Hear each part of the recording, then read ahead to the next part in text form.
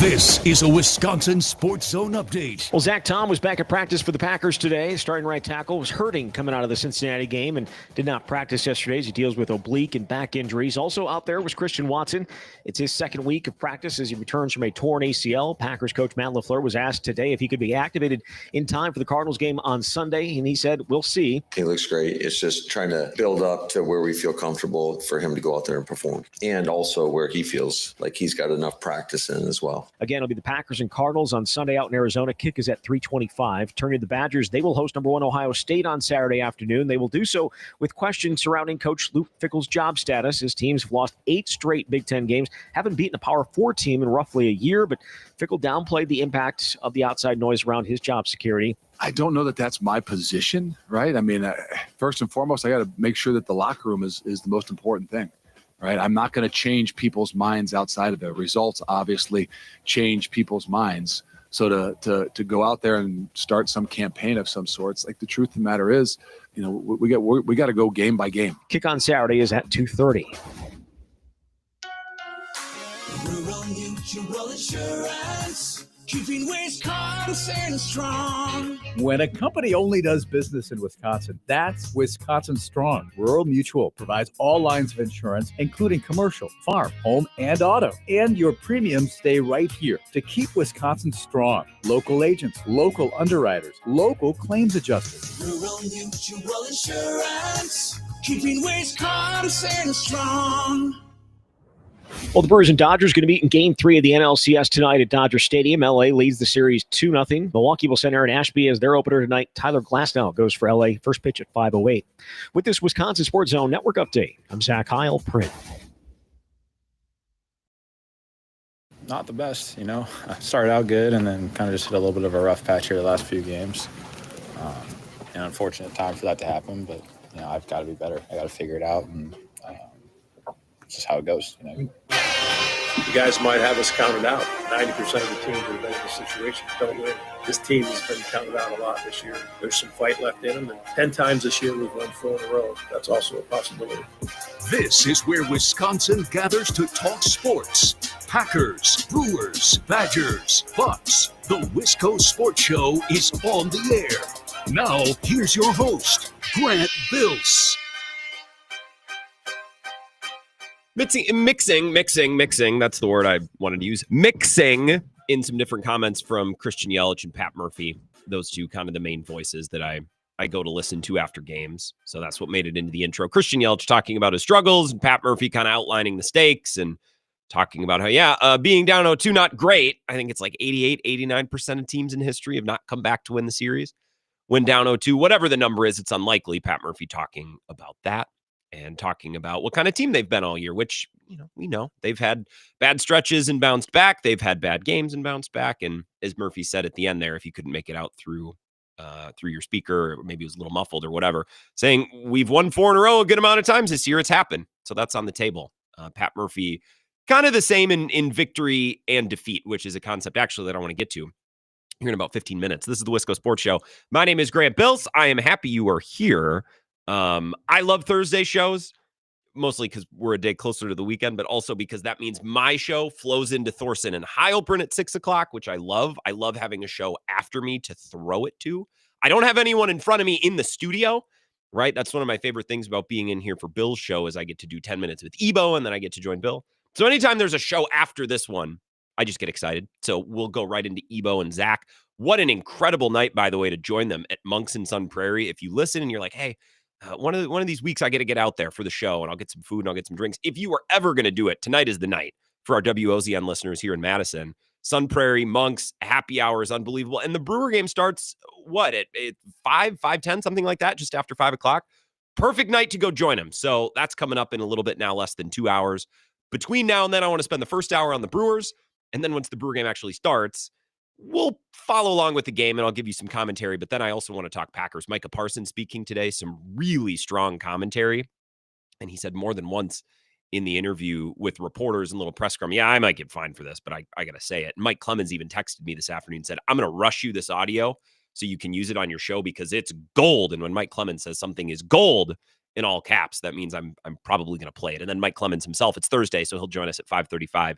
Thanks to the Bay Motel in Green Bay. Quiet, cozy, comfortable. Less than a mile from Lambeau Field. You know the drill. So always excited to chat with Mike. I'll take your calls throughout as well. 608-321-1670. And you can watch the live stream. Something's up with Twitter. There's always something up with Twitter, but always that Wisco Sports Zone app. That's why you got to have it downloaded. All of our shows stream on there, and you can listen to all of our podcasts as well. Watch the live stream and listen to the show. That's how I was listening to Ebo this morning. The war for Monona between Pete and Dave continues on, so that was nice. I got to use the app to stay up to date with that ongoing battle. Last night, I reminisced a little bit on 2021.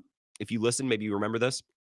That Bucks finals run, specifically the Brooklyn series when they were down 0-2. They lost both of the games. Now, it's a little different because the Bucks started on the road in that series before coming home down 0-2. The Brewers lost both of their home games and now go to LA. And we were talking about the situation last night. And first, it's fun to reminisce about any time one of your teams wins a title. So I'll bring up the Bucks title run and the 2010 season with the Packers any opportunity I get because, well, why does your team win a championship if not to celebrate and then reminisce for it for years to come? But I'm also like trying to cope a little bit with my current team in the playoffs that's down 0-2, and I'm trying to talk myself a little bit into some ways or different avenues that the Brewers could actually come back and make this a series. And I remember our conversations from, again, 2021, Game 3, Game 4, and how the Bucks won those games and eventually came back to win the series. And apples and oranges, yes, different sports. The Bucks have Giannis, and the Brewers, respectfully, at this moment in time, have Christian Yelich. Not the best, you know. Not the best, as he said when asked about his performance. So, and Darnell brought this up last night. Darnell the Chump, I believe, when he called in hour number 2, said, "Yeah, I understand the Bucks are down 0-2, the Brewers down 0-2, and there might be some little different when you could argue that Giannis was just the best player at his sport on the planet at that time." Okay, fine. Let me cope, right? Let me reminisce about my team that won a title. Let me cope with the idea that maybe at least for the next couple of hours, and now we only have about an hour until first pitch, but let me cope a little bit with the idea that the Brewers could come back. I do think there are some parallels, and I've honed my language on this a little bit. This happens often on the show where I'll try to say something one night and kind of stumble and futz my way around it, and then give me 24 hours and I can really get the take dialed in. So I've honed my language on this a little bit. This is how I feel, and this is how I frame tonight and Game 4. We're guaranteed a Game 4, but if the Brewers lose tonight, the series is, I think, all but officially over. But this is what I've boiled it down to, and I tweeted this morning at Wisco Grand. Tonight, the Brewers have an opportunity to give themselves an opportunity to make this a series, right? Not win. I'm not saying that they have an opportunity to give themselves an opportunity to win the series. No. That would be one more step. Tonight, they have an opportunity to give themselves an opportunity to make this a series. And that's a 3-step plan. I underlined 3 different phrases in this. Have an opportunity to give themselves an opportunity to make this a series. 3-step plan. And this is how it's got to look, okay?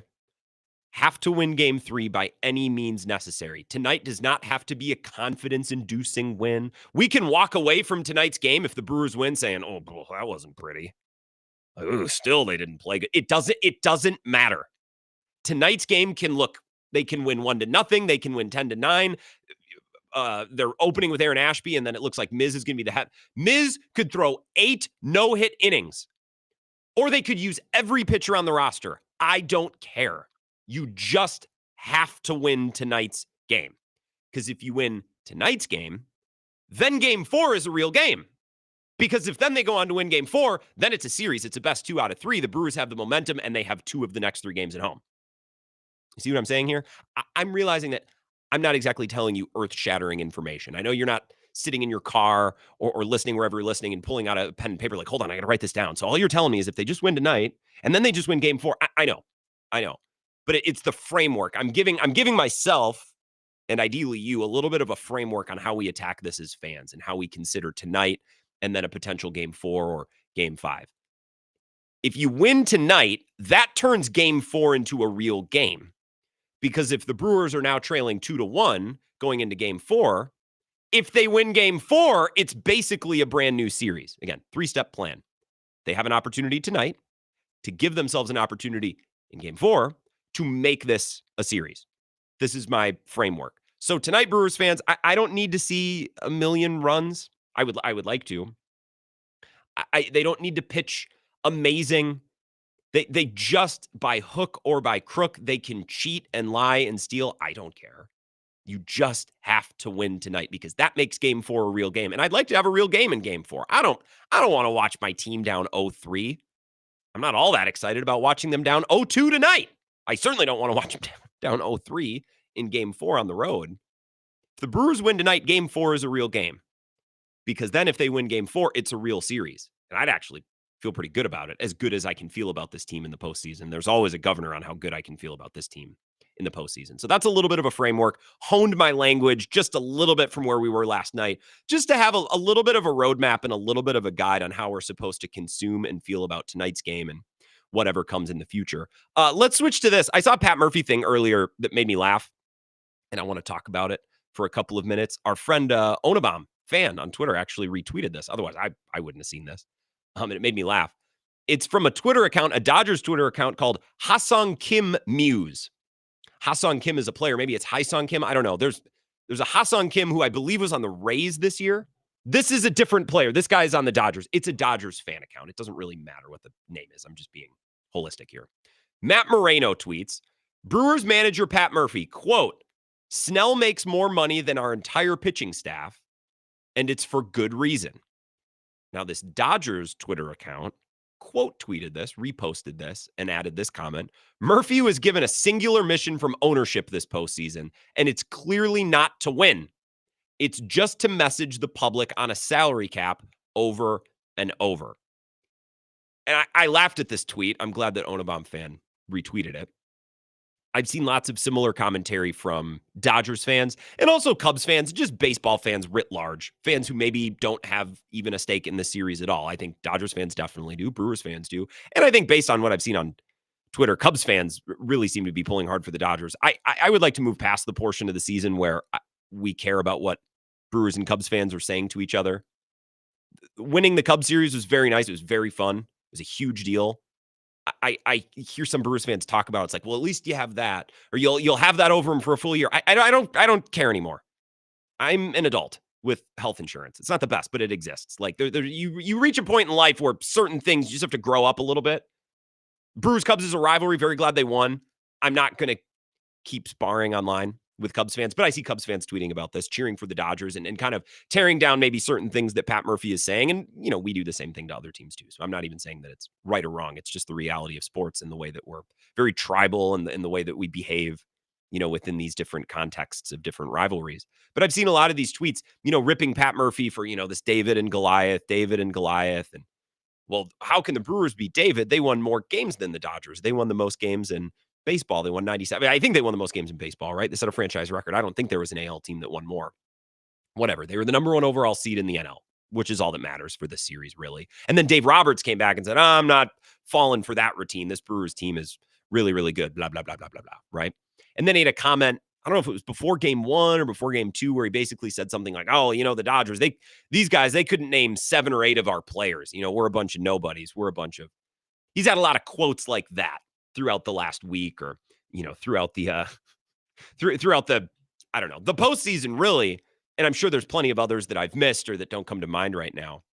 And I've seen Dodgers people and Cubs Brewers, you know, people complaining about this shtick. And I feel that I have a responsibility.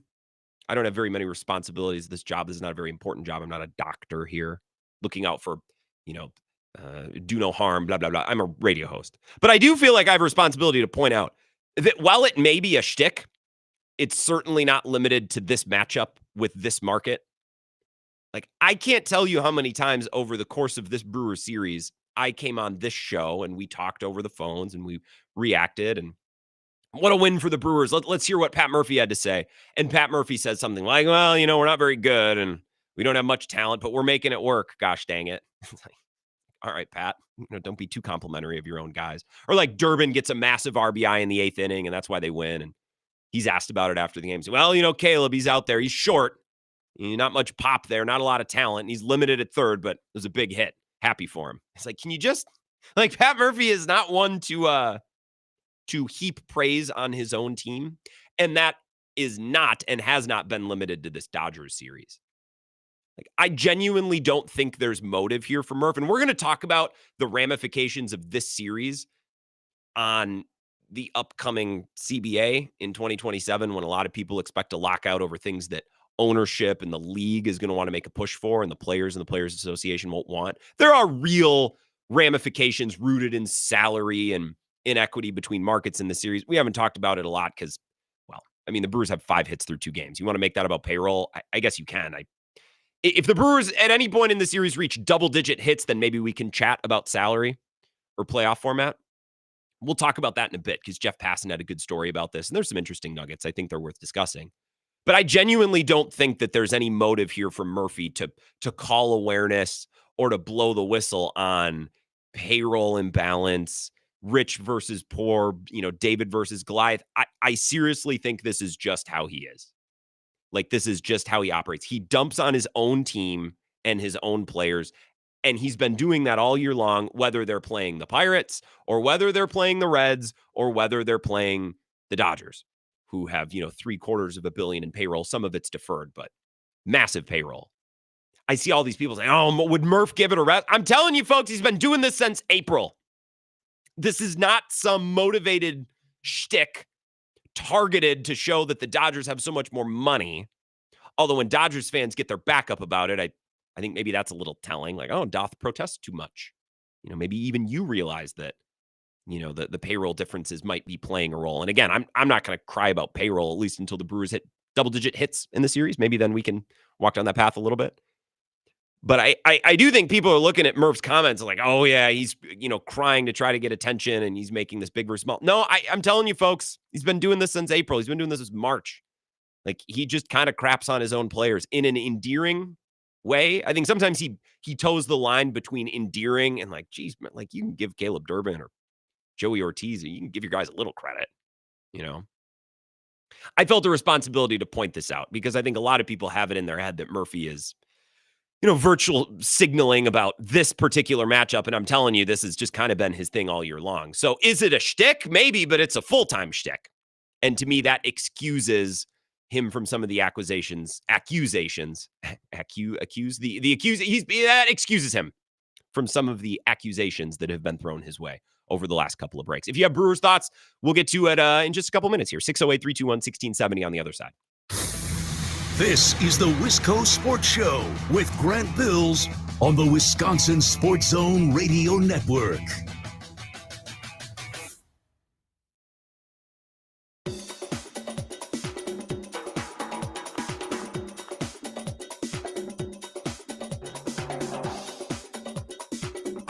The Wisco Sports Show will resume in 3 minutes.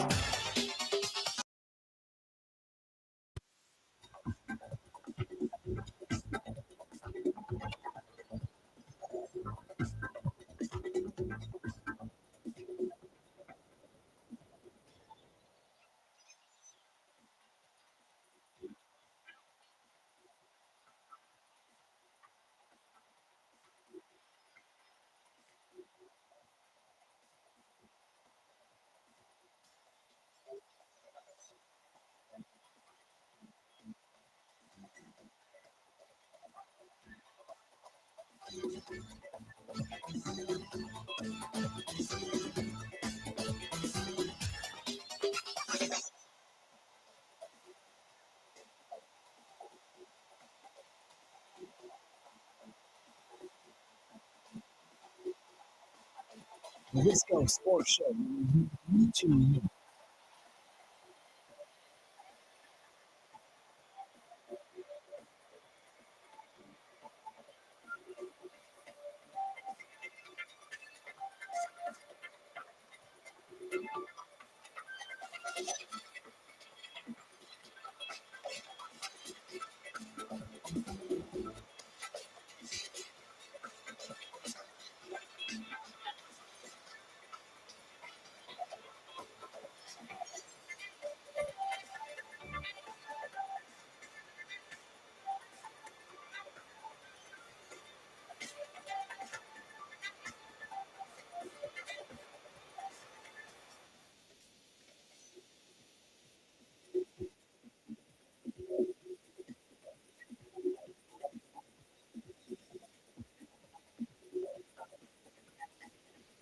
The Wisco Sports Show will resume in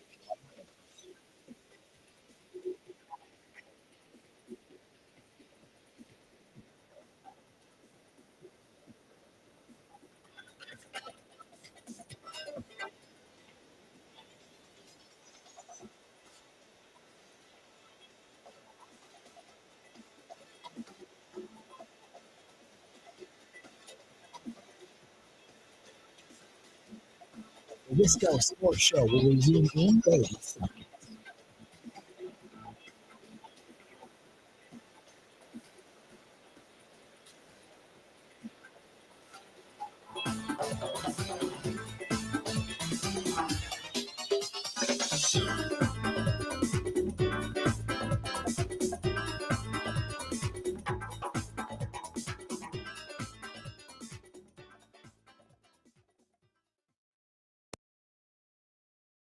We know where we're at, and we know what we got to do, and I trust these guys in the locker room to figure it out. And we got a good group of guys, and we've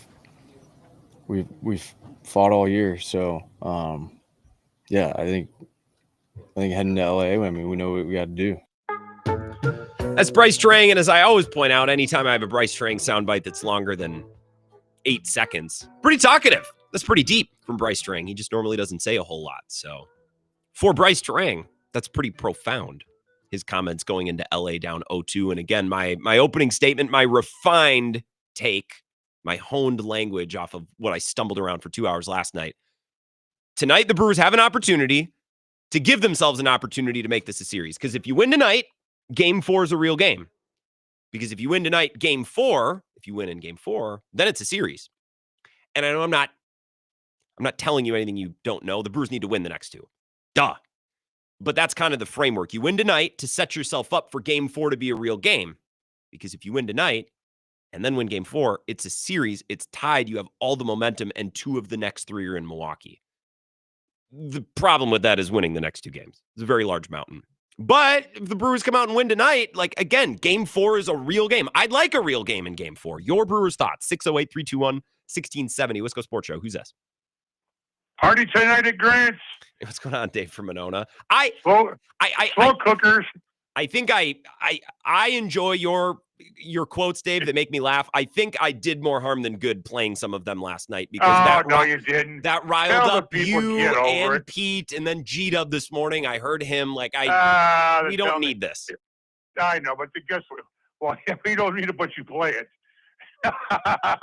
Guess what, people? Get over it. Otherwise, don't listen. By the way, in Madison, Over the Line is the last show standing. So obviously, Over the Line, and you guys are doing something right because nobody else has local talk. So people, turn the station. There's got to be some music. So get over it. Anyway, 3 things. 1, Pancake Man.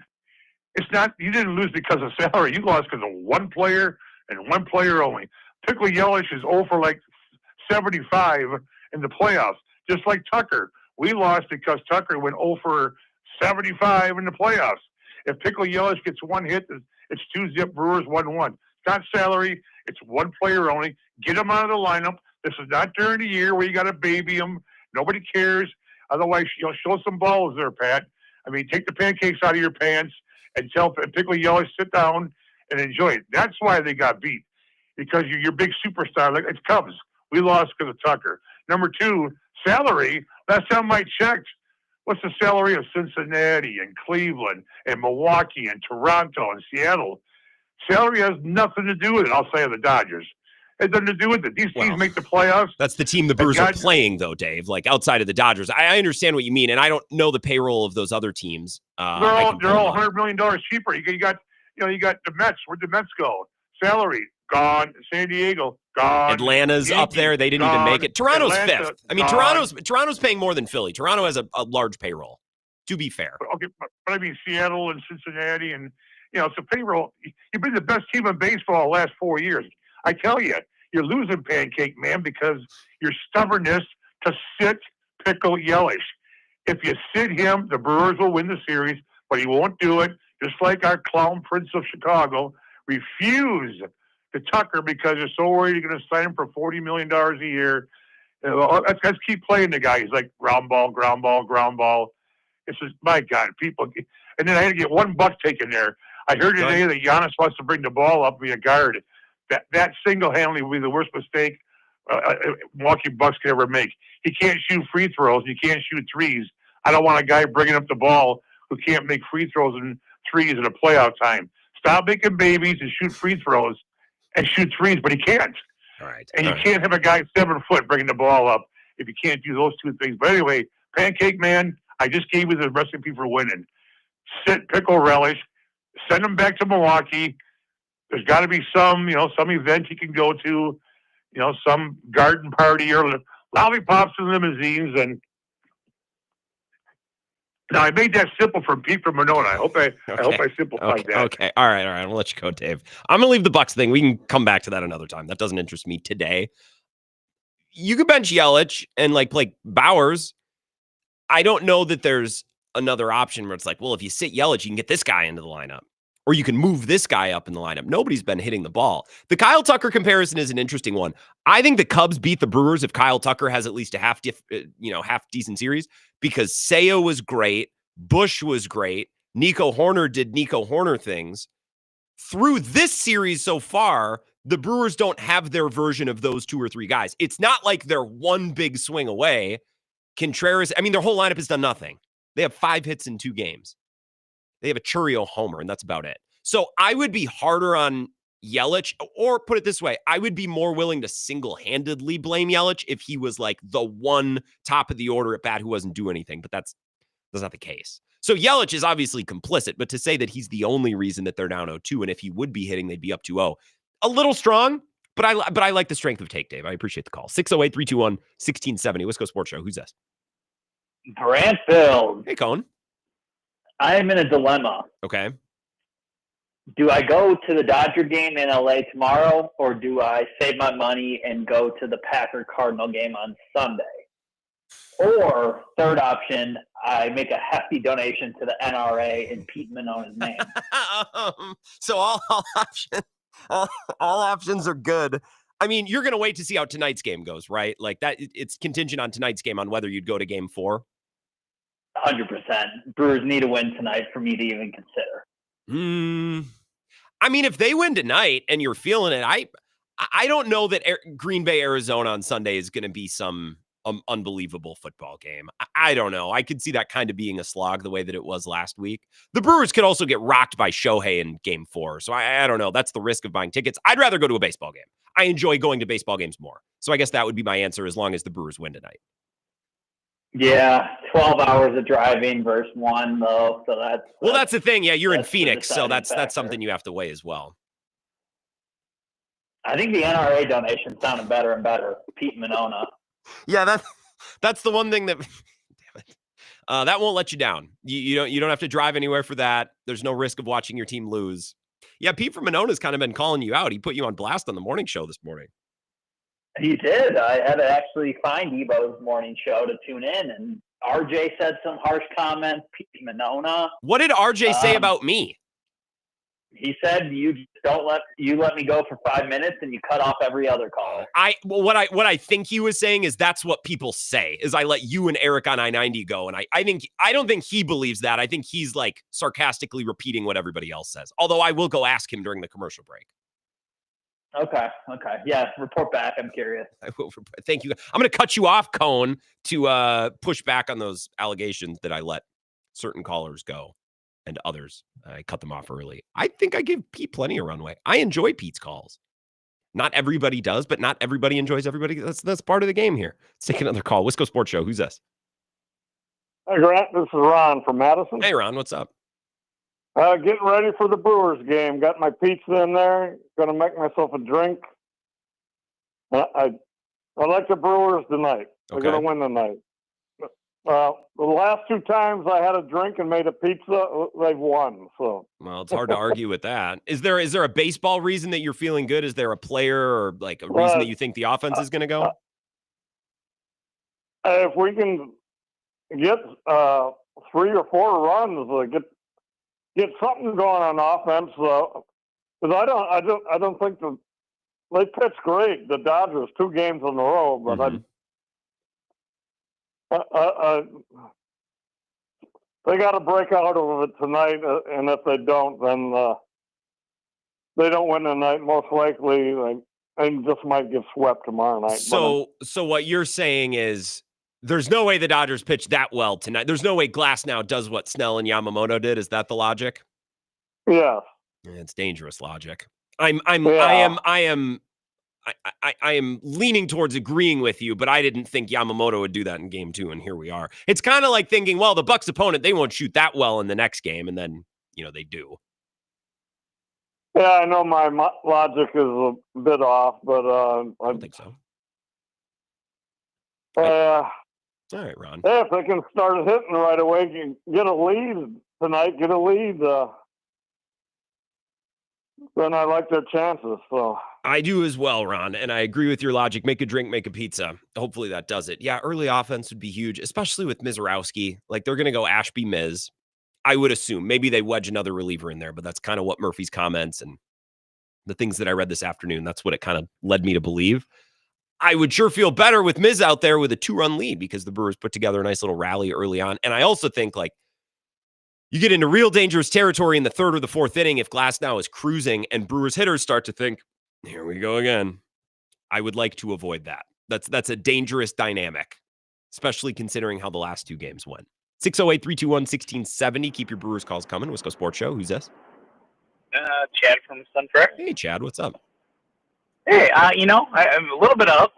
Dave cut out on the racist comments, so I mean that's a win for the. Yeah, even Ebo had to tap the brakes during G-Dub's call this morning, and it's like, all right, I love the caller-on-caller violence, but let's maybe take it a little bit easy here. Yeah, a little bit of that. Cohen said we're going to solve Cohen's problem. It's called buy an airline ticket. Don't drive 12 hours, but definitely go to the baseball game. Yeah, it's a pain though, because then you can't just get a new. Well, maybe you can. I don't know, but I've been told that LA is not you need to drive in LA. It's not like you can land at LAX and take an Uber to Dodger Stadium.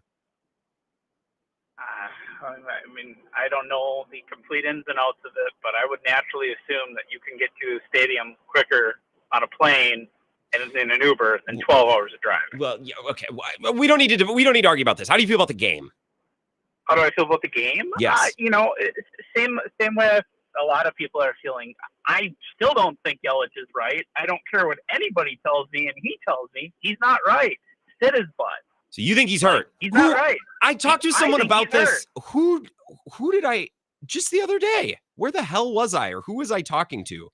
Who told me? It was called in. Well, maybe it was you, but no. What I remember now is I talked with a coworker yesterday who was like, "Yeah, I think Yelich is hurt," and I'd be like, "Well, then why is he?" But if I was Yelich and I was hurt, I'd probably this season be a little bit more likely to play through it because he's missed so many postseasons already. You know what I mean? Like, would I rather play in the postseason at 60% or be known as the guy who's unavailable in the postseason again? So, like, if he's hurt, I guess I would understand why he's playing. If he's hurt, which I don't necessarily know that he is, but I'd get it. He's trying to be a warrior out there. And, like, I don't disagree, but if you're hurting the team, it's time to take that active note and step back a little bit. This isn't, the NHL where warriors still win Stanley Cups. But, he's missing. He's just missing bad. Missing very bad. I mean, he looks lost up there. His body language looks horrible. Mm-hmm. It's just it's an entire thing. If he was up there like hitting it on the screws, like at people, like happened to the Brewers in that game to a few people. That's baseball. Yeah. Exactly. That's baseball. You can live with that, but he looks bad. Yeah, he does. And again, it just, I don't know. I still don't think he's right. I don't think he's been right. You can say what you want. I don't think he's been right for a month. I think he needs a little bit of that California sun. Maybe hit up a former West Coast Flame, maybe a lady that he used to know. Just emotionally get something, some flip switch, something. I don't know. He's back in California. Maybe that gets something going. I don't know.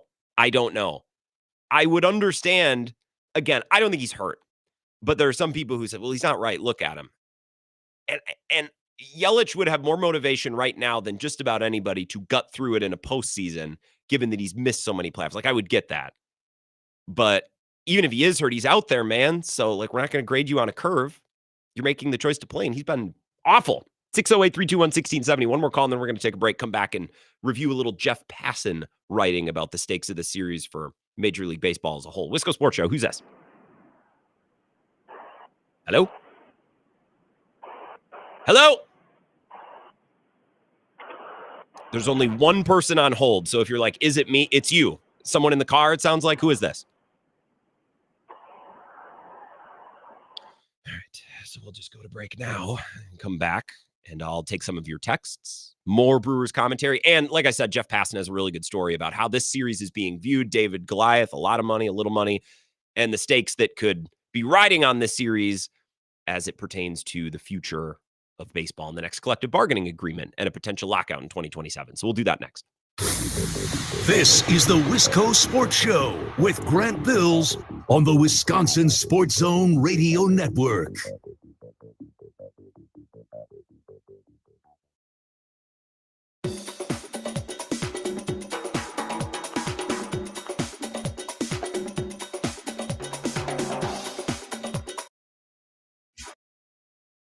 Losing 5 minutes.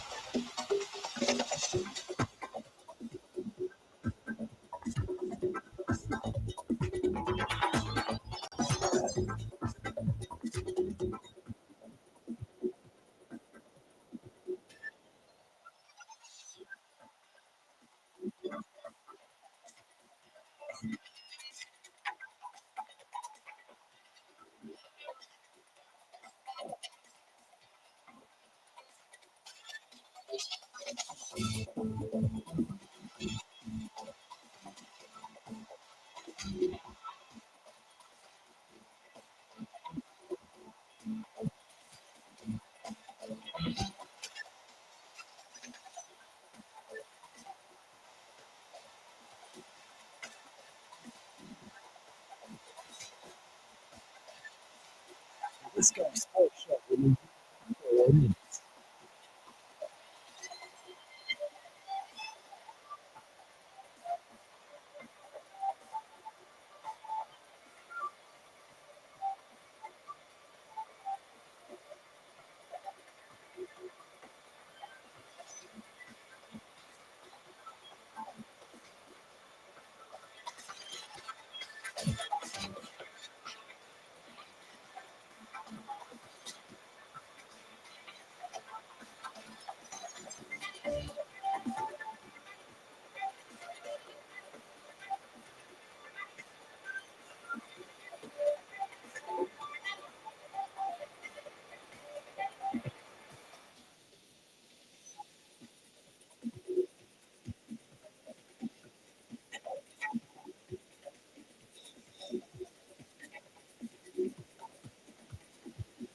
The Wisco Sports Show with the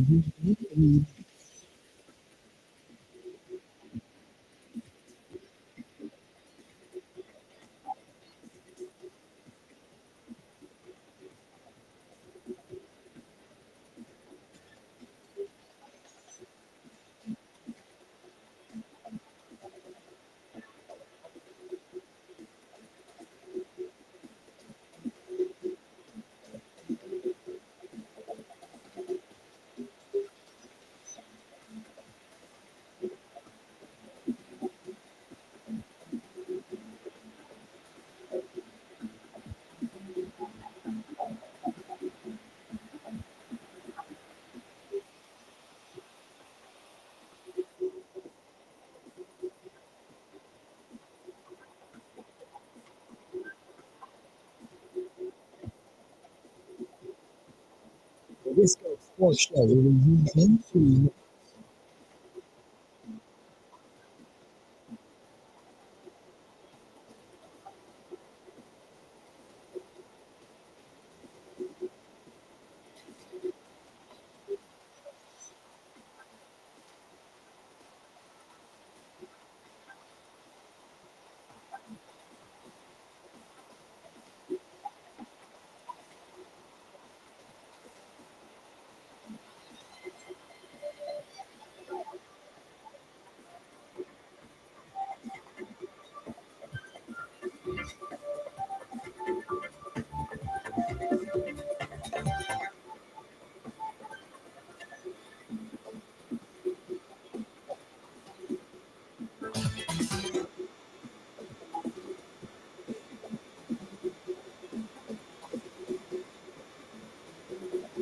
the Wisco Sports Show with 1 minute.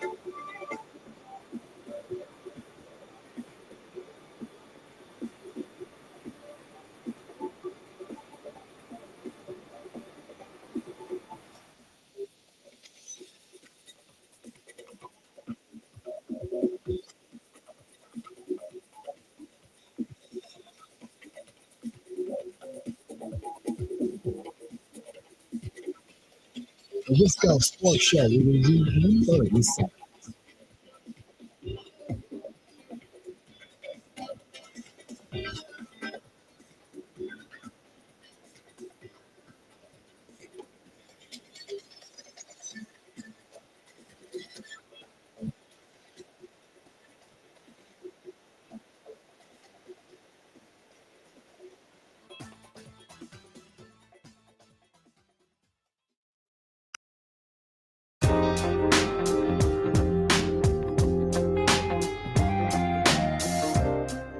Wisco Sports Show, we're going to talk some Packers to begin hour number 2. The Brewer game will start just after 5. And I imagine that most people that would enjoy Brewers talk will just instead watch or listen to the Brewers, and that's fine. So we're going to hear some comments from Micah Parsons. A comment from Rich Bisaccia that, what's new? I don't quite understand. In other breaking news, I found a fork in my kitchen this morning. So I'll give you a little Rich Bisaccia. We'll get into Jeff Hafley and some coordinator commentary tomorrow on Bill's show. It's always a nice Friday thing that we're able to do is hear from those guys. So Mike Clemens specifically will break down some of those comments with us at 5:35, as he does every Tuesday and Thursday, thanks to the Bay Motel. A couple of texts here before I get into some of this Jeff Passan reporting. Johnny Driftless says, can't help but wonder what Willie Adames' back could have done for this team in the postseason. Yeah, maybe. His team spent a bunch of money, didn't even get to the postseason. And then they spent more money. They acquired a couple $100 million worth of Rafi Devers and didn't even in the postseason. So, yeah, if you could drop him into this lineup, I'd certainly love to have it. I have not thought about that a lot this year as they won 97 games. What's so weird is this Brewers team should be the type of team that wins in a small sample size and flips over the apple cart for some team that's much better. And yet for them, it's the opposite. It's like, why is this Brewers team the team that can win as many games as possible over 97, like over 162 game sample? The most elite team should win 100 games.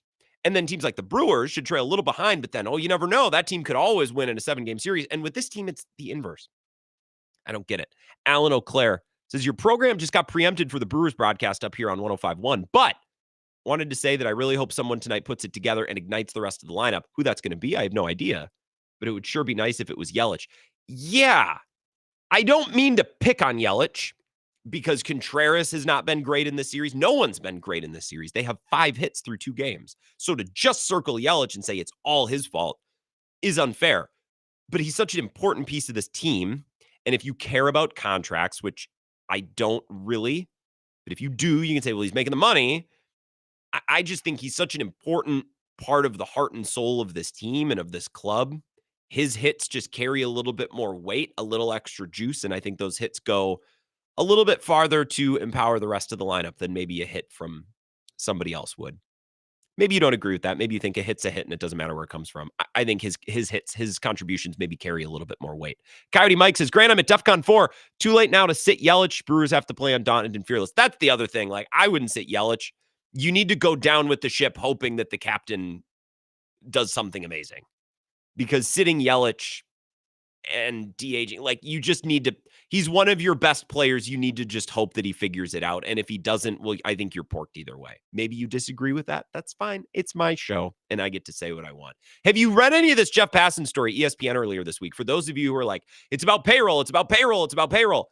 We haven't talked about that a lot this week. As I said in our opening segment, I will discuss payroll when the Brewers collect their 10th hit of the series. When they reach double-digit hits, that's when I will feel okay talking about payroll, but not before. However, payroll has been written about and talked about as a big important part of this thing because it's the Little League Brewers, the evil empire Dodgers, and we have a new CBA on the horizon in 2027. I will read from the book of Jeff Passan at ESPN. The story is unlocked and free to read if you want to go find it. The winner of the National League Championship Series could determine whether Major League Baseball is played in 2027. This might sound far-fetched. It is not. What looks like a best-of-7 series, which starts Monday as the Milwaukee Brewers host the Los Angeles Dodgers in Game 1, will play out as a proxy of the coming labor war between Major League Baseball and the Major League Baseball Players Association. He continues. Owners across the game want a salary cap. And if the Dodgers, with their record $500 million plus payroll, win back-to-back World Series, it will only embolden the league's push to regulate salaries. The Brewers, consistently a bottom third payroll team, emerging triumphant, would serve as the latest evidence that winners can germinate even in the game's smallest markets, and that the failures of other low revenue teams have less to do with spending than execution. I'm going to pause reading for a sec. I believe that second thing anyways. I think that the failures of the Pirates or the failures of the Twins, those don't have to do with spending. Now, it would help if they spent a little bit more, but like, you guys can't develop pitching. Your farm system is in shambles. You're making dumb trades. You need to be good at the baseball stuff. You can spend all the money in the world that you want. Look at the Mets. Like, if you're not good at the baseball stuff, it doesn't matter. So I agree with that last statement that yes, the failure of other low revenue teams has less to do with spending than execution. Okay, I continue. This is Jeff Passan. The truth, of course, exists somewhere in between, obviously. But in between is not where the two parties stake out their negotiating positions in what many expect to be a brutal fight to determine the future of the game's economics.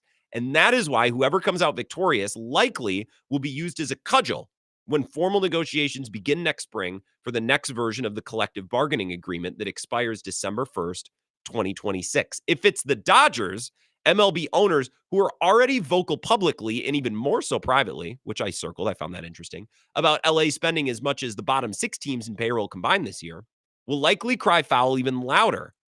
Already, MLB is expected to lock out players upon the agreement's expiration. Back-to-back championships by the Dodgers could embolden Major League Baseball and add to a chorus of fans who see a cap as a panacea for a plague of big money teams monopolizing championships over the last decade.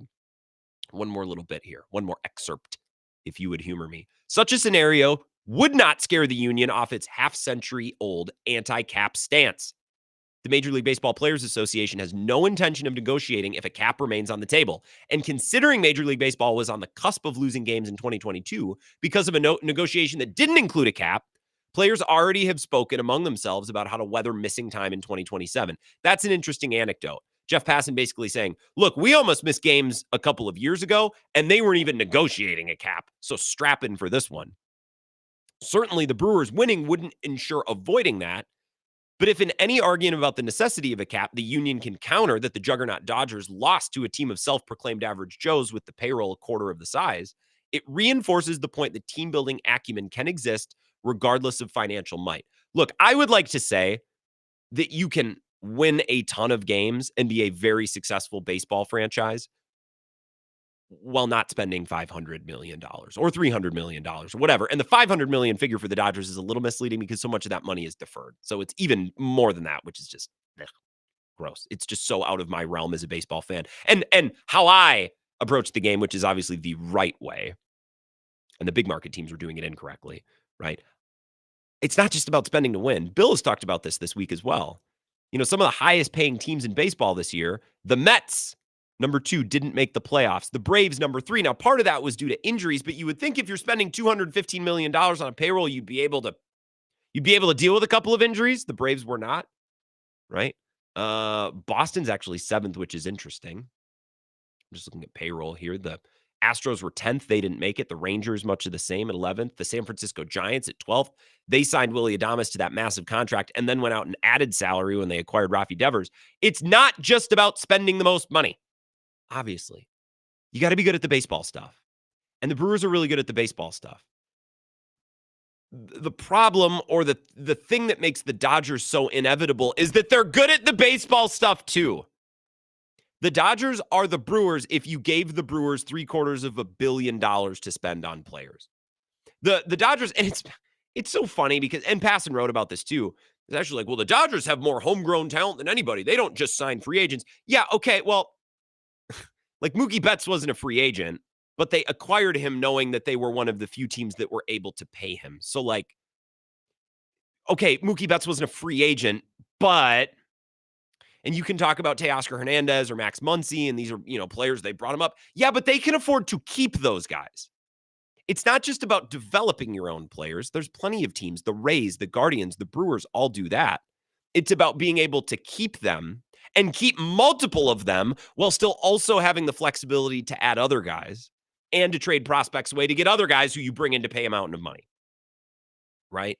So I'm not sitting here and saying it's impossible to win baseball games in 2026 due to the salary structure. I am interested to see how the sport is covered. I don't want the Dodgers to win. obviously prefer the Brewers to win, but if the Dodgers make it to the World Series, I will cheer for whoever represents the American League because that's more interesting. I'd rather have that. But I'm also interested that if the Dodgers win, and especially if they make it look easy, like what kind of conversations are going to be had this offseason about the state of the game and the direction of the game, especially in the next CBA. That will be interesting. I think it will no doubt lead to missed time. It's been stated by Bryce Harper. Remember that story where he said, look, if you're here to talk about a salary cap in our clubhouse, get the F out. And then Jeff Passan writing, and I'll read you the excerpt one more time. Such a scenario would not scare the union off its half-century-old stance. MLBPA has no intention of even negotiating if a cap remains on the table. It's a non-starter for them. So, like, we would miss a baseball season? I don't know. I would like to avoid that. I like baseball.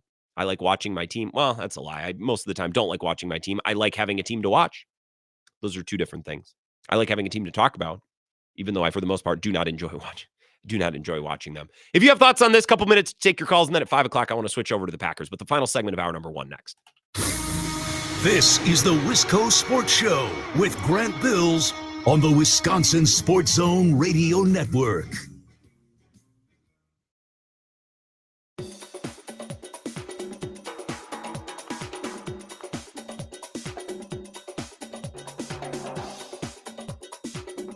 The Wisco Sports Show will resume in 3 minutes.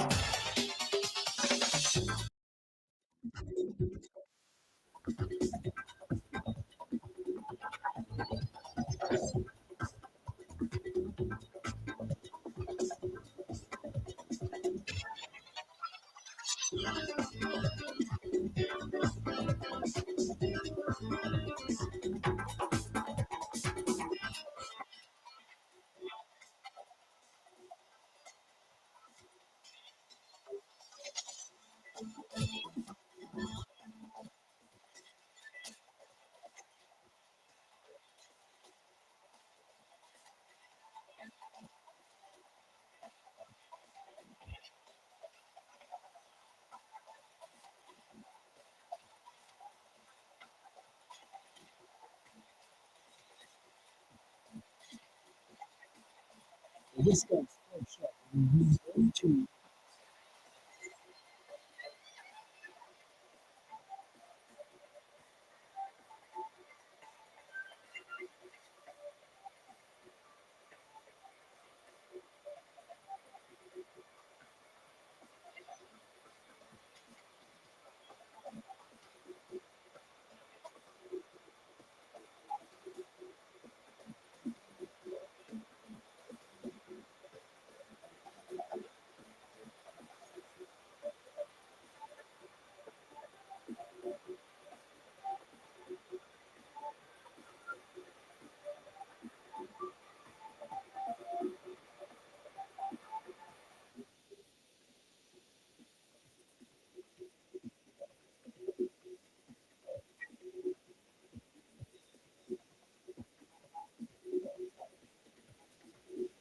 The Wisco Sports Show will resume in 1 minute.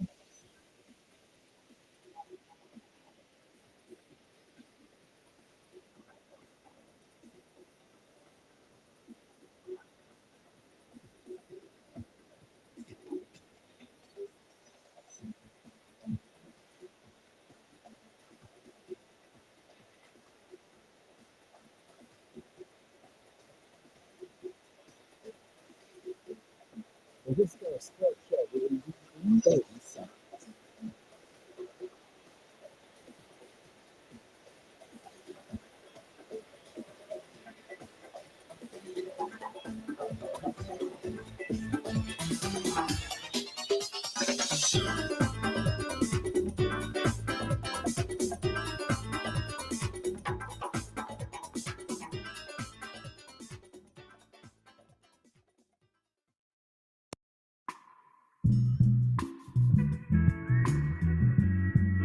Final segment, the first hour. Mike Clemens going to be here in about 45 minutes. We're going to hear from Micah Parsons after the 5 o'clock break. And if some of you are going to go listen to the Brewers, it's fine. We can react to the game tomorrow.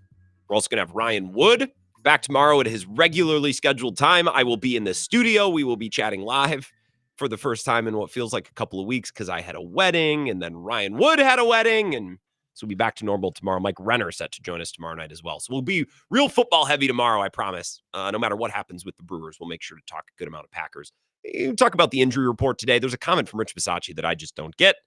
What's new? So that's coming up in hour number 2. But any final thoughts on the Brewers or some of these musings from Jeff Passan about how this series is going to be used as a, what did he say, a cudgel, a proxy? A lot of different words. This series means a lot for the upcoming labor negotiations where owners want to pursue a salary cap. And let's be real, owners don't want a salary cap because they're like, we just want it to be fair. I want competitive balance. It's because they're cheap and they want an excuse to not have to spend as much as the Dodgers. Okay?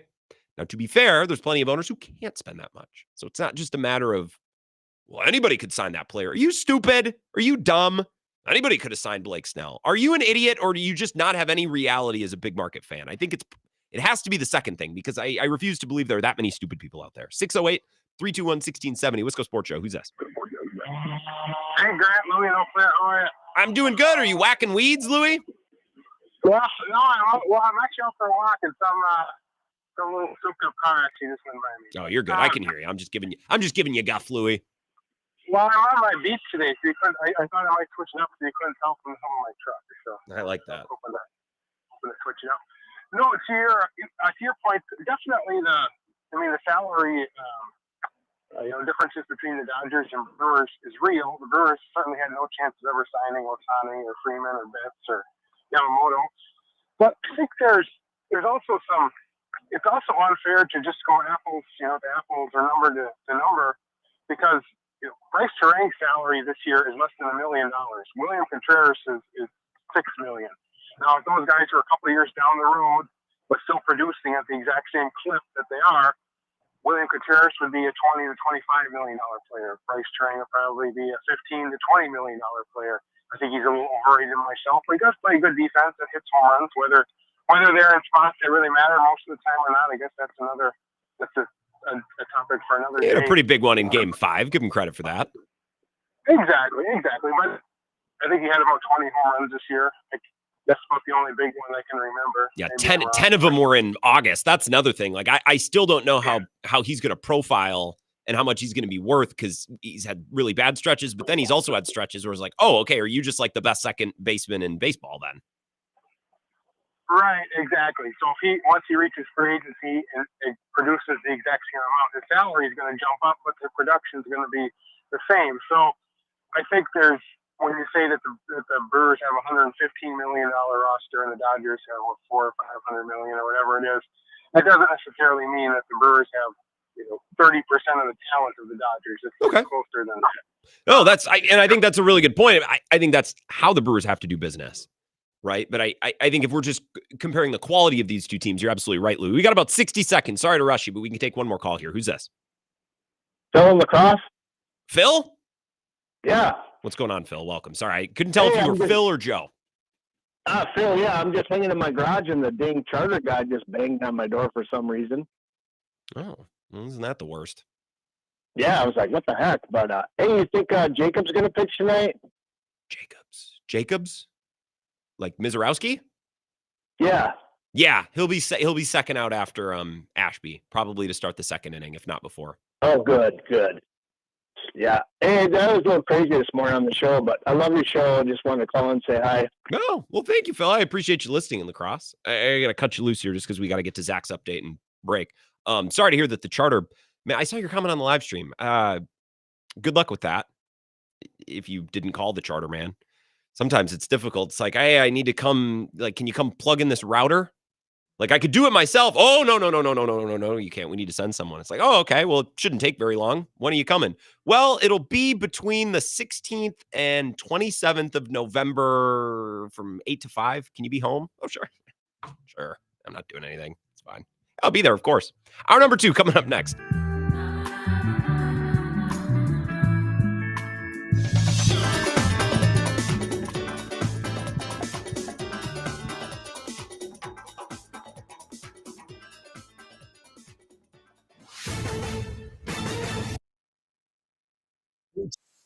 Well, the Brewers are in Los Angeles. It's where they're going to face off with the Dodgers tonight in Game 3 of the NLCS. Milwaukee down 0-2 after dropping both games at American Family Field. Now the scene shifts to Dodger Stadium. Many have given up hope at a comeback, and that's just fine with manager Pat Murphy.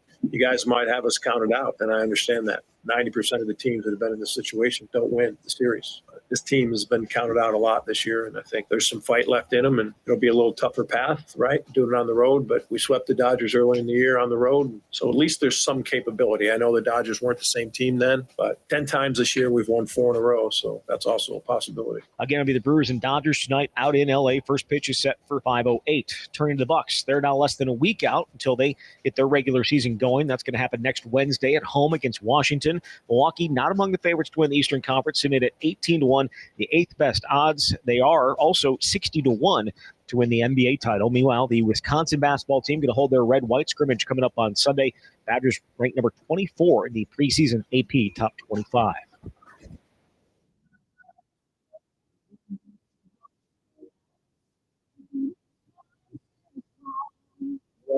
Only does with strong, world mutual, all lines of insurance, including commercial, farm, home, and auto. And your premiums stay right here to keep your stock strong. Local agents, local underwriters, local claims adjusters.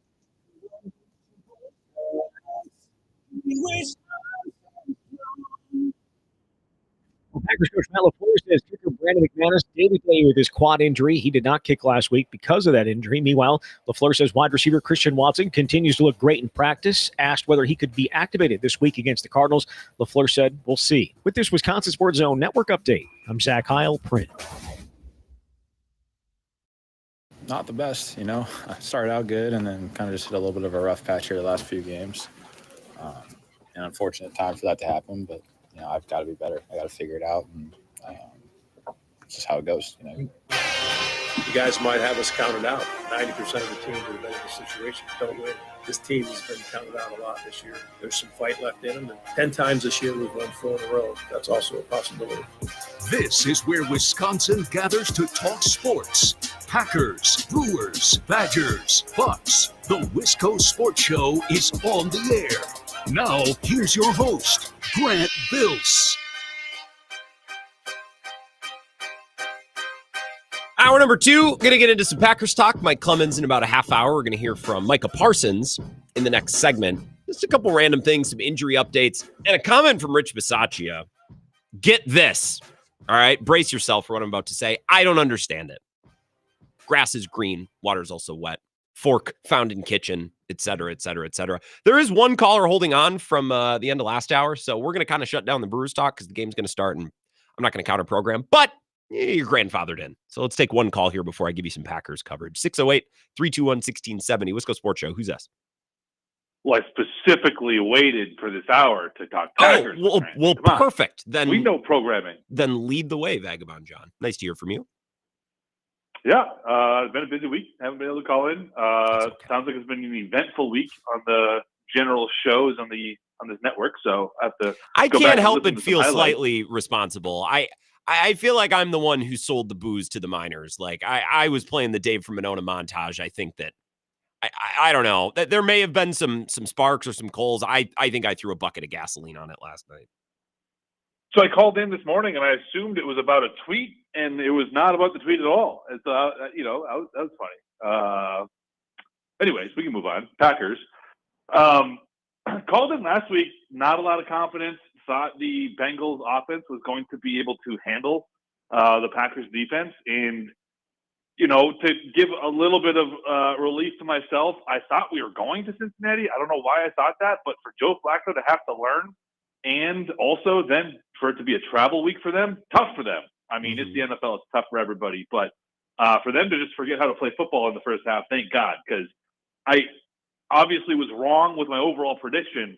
But the thought of how is this defense going to handle Jamar Chase, we really saw that come to bear in third and fourth quarter. I mean, that 18-play drive, Jamar Chase, unstoppable. That dude has to be – I mean, he's on his way to being one of the all-time greats. I wish – he had an offensive line and a quarterback that could stay on the field because that guy's a lot of fun to watch. Yeah, he's electric. And it's not just like he's not just like AJ Brown in that he'll go get these jump balls, or like he's not Odell Beckham who just make these circus catches. Like he can make those catches, and then also he'll make plays in the open field with the ball in his hand where it's like he just looks like he's powered up, like he's faster and strong. Like he makes all sorts of plays. He's not just a jump ball merchant, because those guys don't always do it for me. Like get open, catch the ball, and make plays. I don't just want a jump ball guy, and he can do that stuff, but he's not limited to that.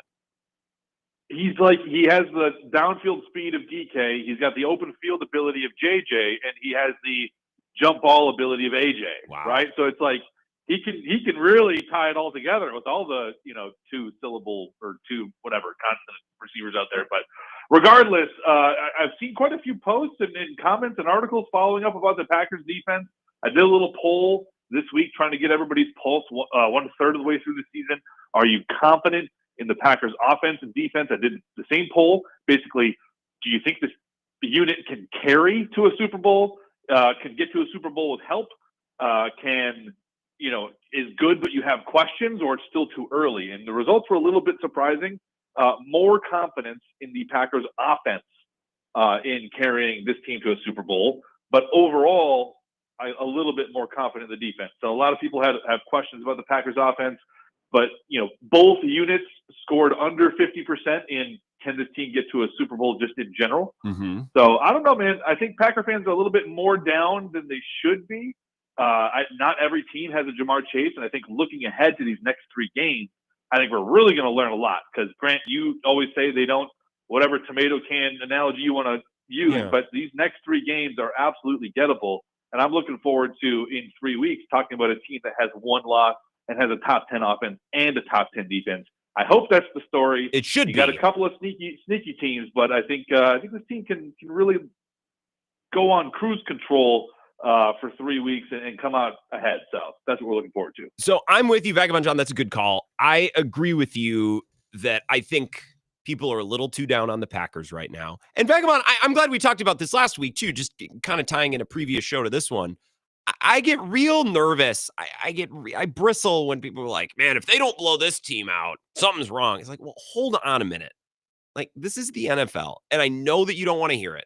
I know that you don't want to hear it's hard to win football games. It's really hard to win football games, right? Coaches don't just say that because it's a good filler phrase at a press conference. It's very true. The Packers beat Cincinnati by 9. The offense did whatever they wanted in that second half until Jordan Love decided to slide a yard short. Jordan Love has been running more. We'll talk more about this with Ryan Wood. He's got a story out at Packers News this week about how Jordan Love's been running more. I need him to be better at it because he slides early, or it's just whatever. Set that to the side. The offense was very, very good in the second half. They did not play complimentary football in that when the defense was getting stops in the first half, the Packers weren't scoring. And then when the Packers were scoring in the second half, the defense wasn't getting stops. Jeff Hafley spoke to the media today, and we'll get deeper into this maybe on tomorrow night's show and certainly on Bill's show, and we have more time to listen and to respond.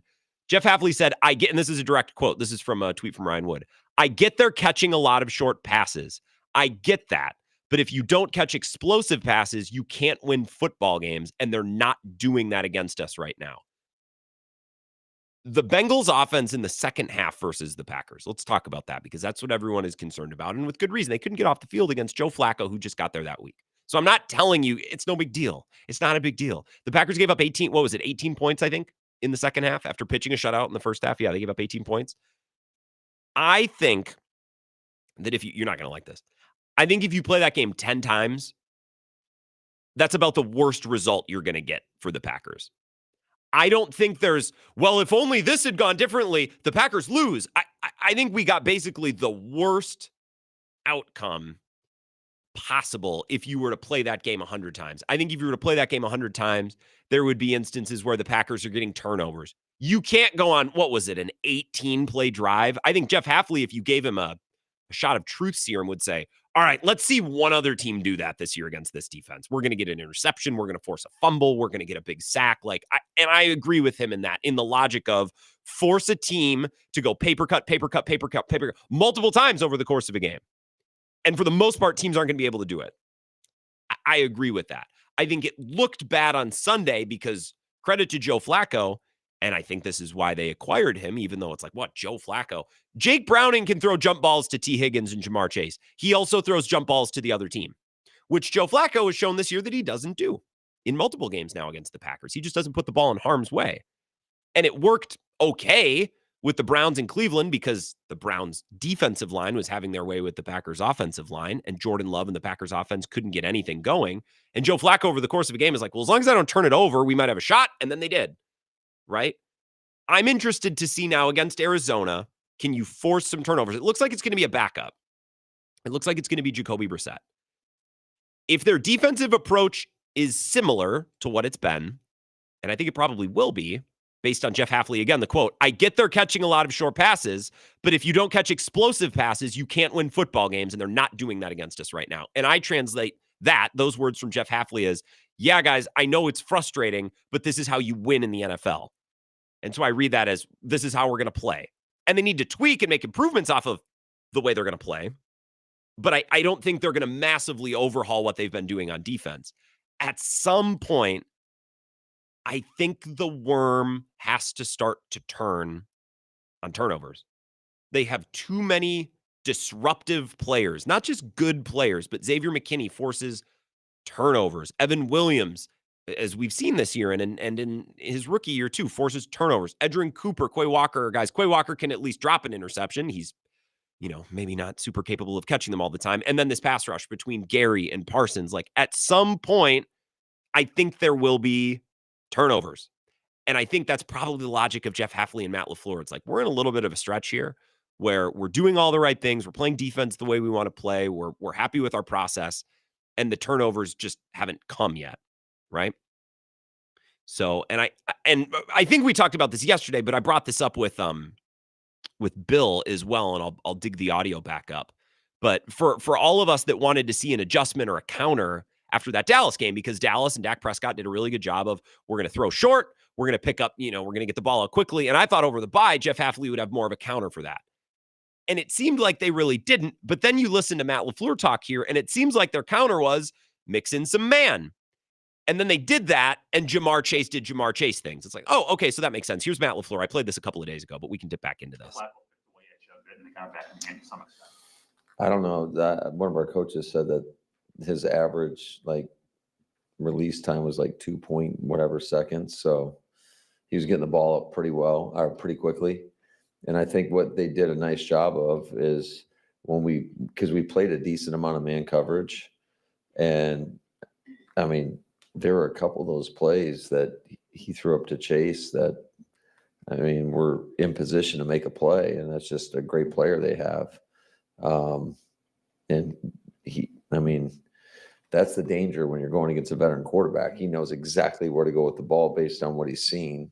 And if given the opportunity, he's just going to lay it out there where his guy can make a play on it. And I mean, he's one of the best in the game for a reason, because he makes those plays. And there were some, I would say, high degree of difficulty, some of those receptions, and it gave him a chance to stay in the game all the way to the end. So that, to me, a couple things clicked into place when I heard that. It's like, oh, okay. So you made some adjustments to deal with the short passing game and the paper cuts. And then those adjustments were beaten by Jamar Chase being Jamar Chase. Okay. It's also worth noting, and I tip my cap to Peter Bukowski about this, and you can go read about this at The Leap. There is basically no difference in the effectiveness so far this year in the Packers defense in short yardage passing situations, whether the coverage is man or zone. It's not like the Packers have been way better at defending the short game with man than they have been with zone. There's no drop-off where it's like, well, yeah, they're giving up all these short incompletions because they're playing soft zone or they're playing zone defense. There's really no difference. So I would recommend you go listen to that, and maybe I'll get Pete on maybe next week, because we're booked up tomorrow. We got Ryan Wood and Mike Renner coming on, and we'll get some audio. So maybe next week we'll discuss this with Pete. But I think a lot of people believe, well, you're getting paper cutted to death, play more man coverage. And that might have worked on Sunday if the guy across the line of scrimmage wasn't Jamar Chase. And the data bears out, at least through, 5 games so far? There's really no difference in opposing offensive efficiency against man or zone coverage. There's really no difference. So I'm interested to see how they tweak and how they adjust. I also think the Packers defense could have a really nice couple of weeks here, simply because the turnover luck turns a little bit.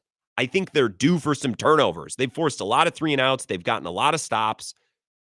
I think with the amount of playmakers they have from quite literally back end to front end of this defense, they should be forcing more turnovers than they are.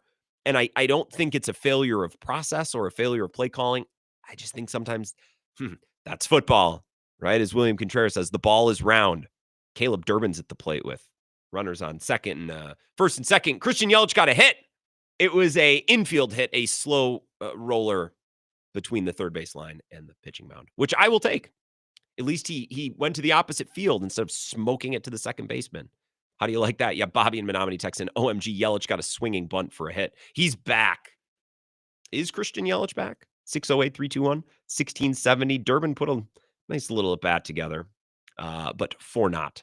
So the Brewers don't go 1-2-3 at least in the top of the first. God, Glass now annoys the hell out of me. Cut your hair, dude. And I am not above complimenting another man on his appearance, as we've talked about with Sal Frelick this week. Tyler Glass now, dude.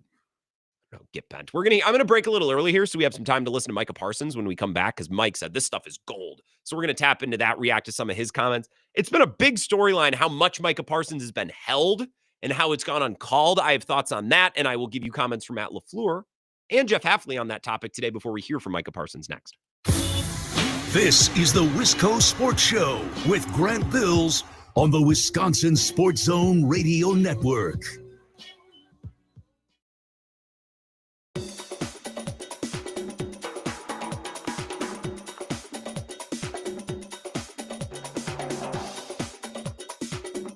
The Wisco Sports Show will resume in 3 minutes.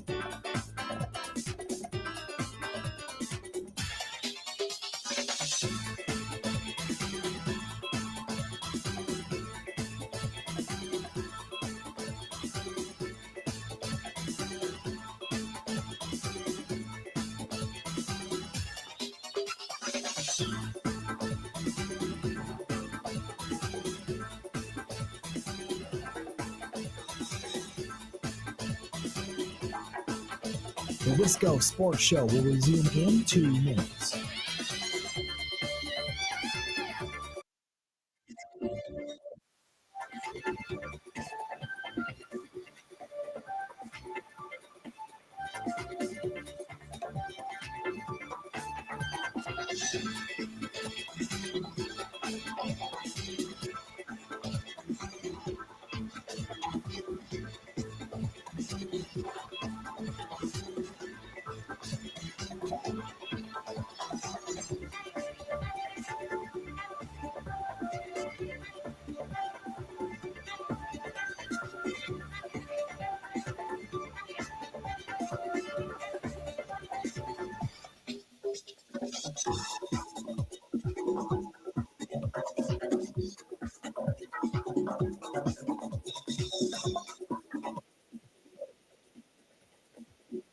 The Wisco Sports Show will resume in 2 minutes.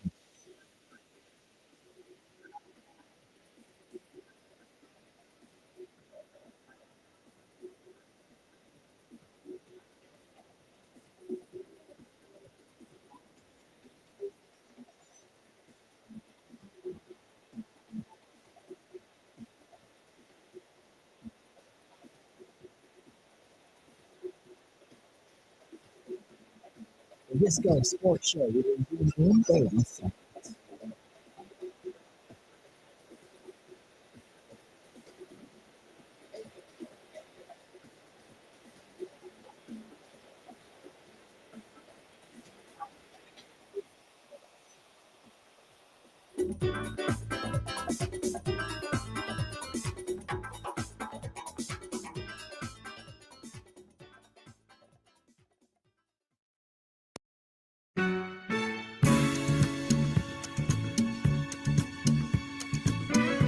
Wisco Sports Show, Mike Clemens in about 15 minutes here. A lot going on up in Green Bay today. The coordinator's speaking, so Jeff Hafley, Rich Bisaccia. I'm going to read you a Rich Bisaccia comment here that I don't really understand. Maybe Mike will have a thought on this. I bet I can get Bill going on this tomorrow. Ryan Wood tweeting this an hour ago. Rich Bisaccia makes clear Matthew Golden was not pulled off punt return last week. Simply a byproduct of getting rest after explosive plays and trusting veteran Romeo Dobbs' hands fielding punts inside the 20. He says Golden is still in the punt returner mix.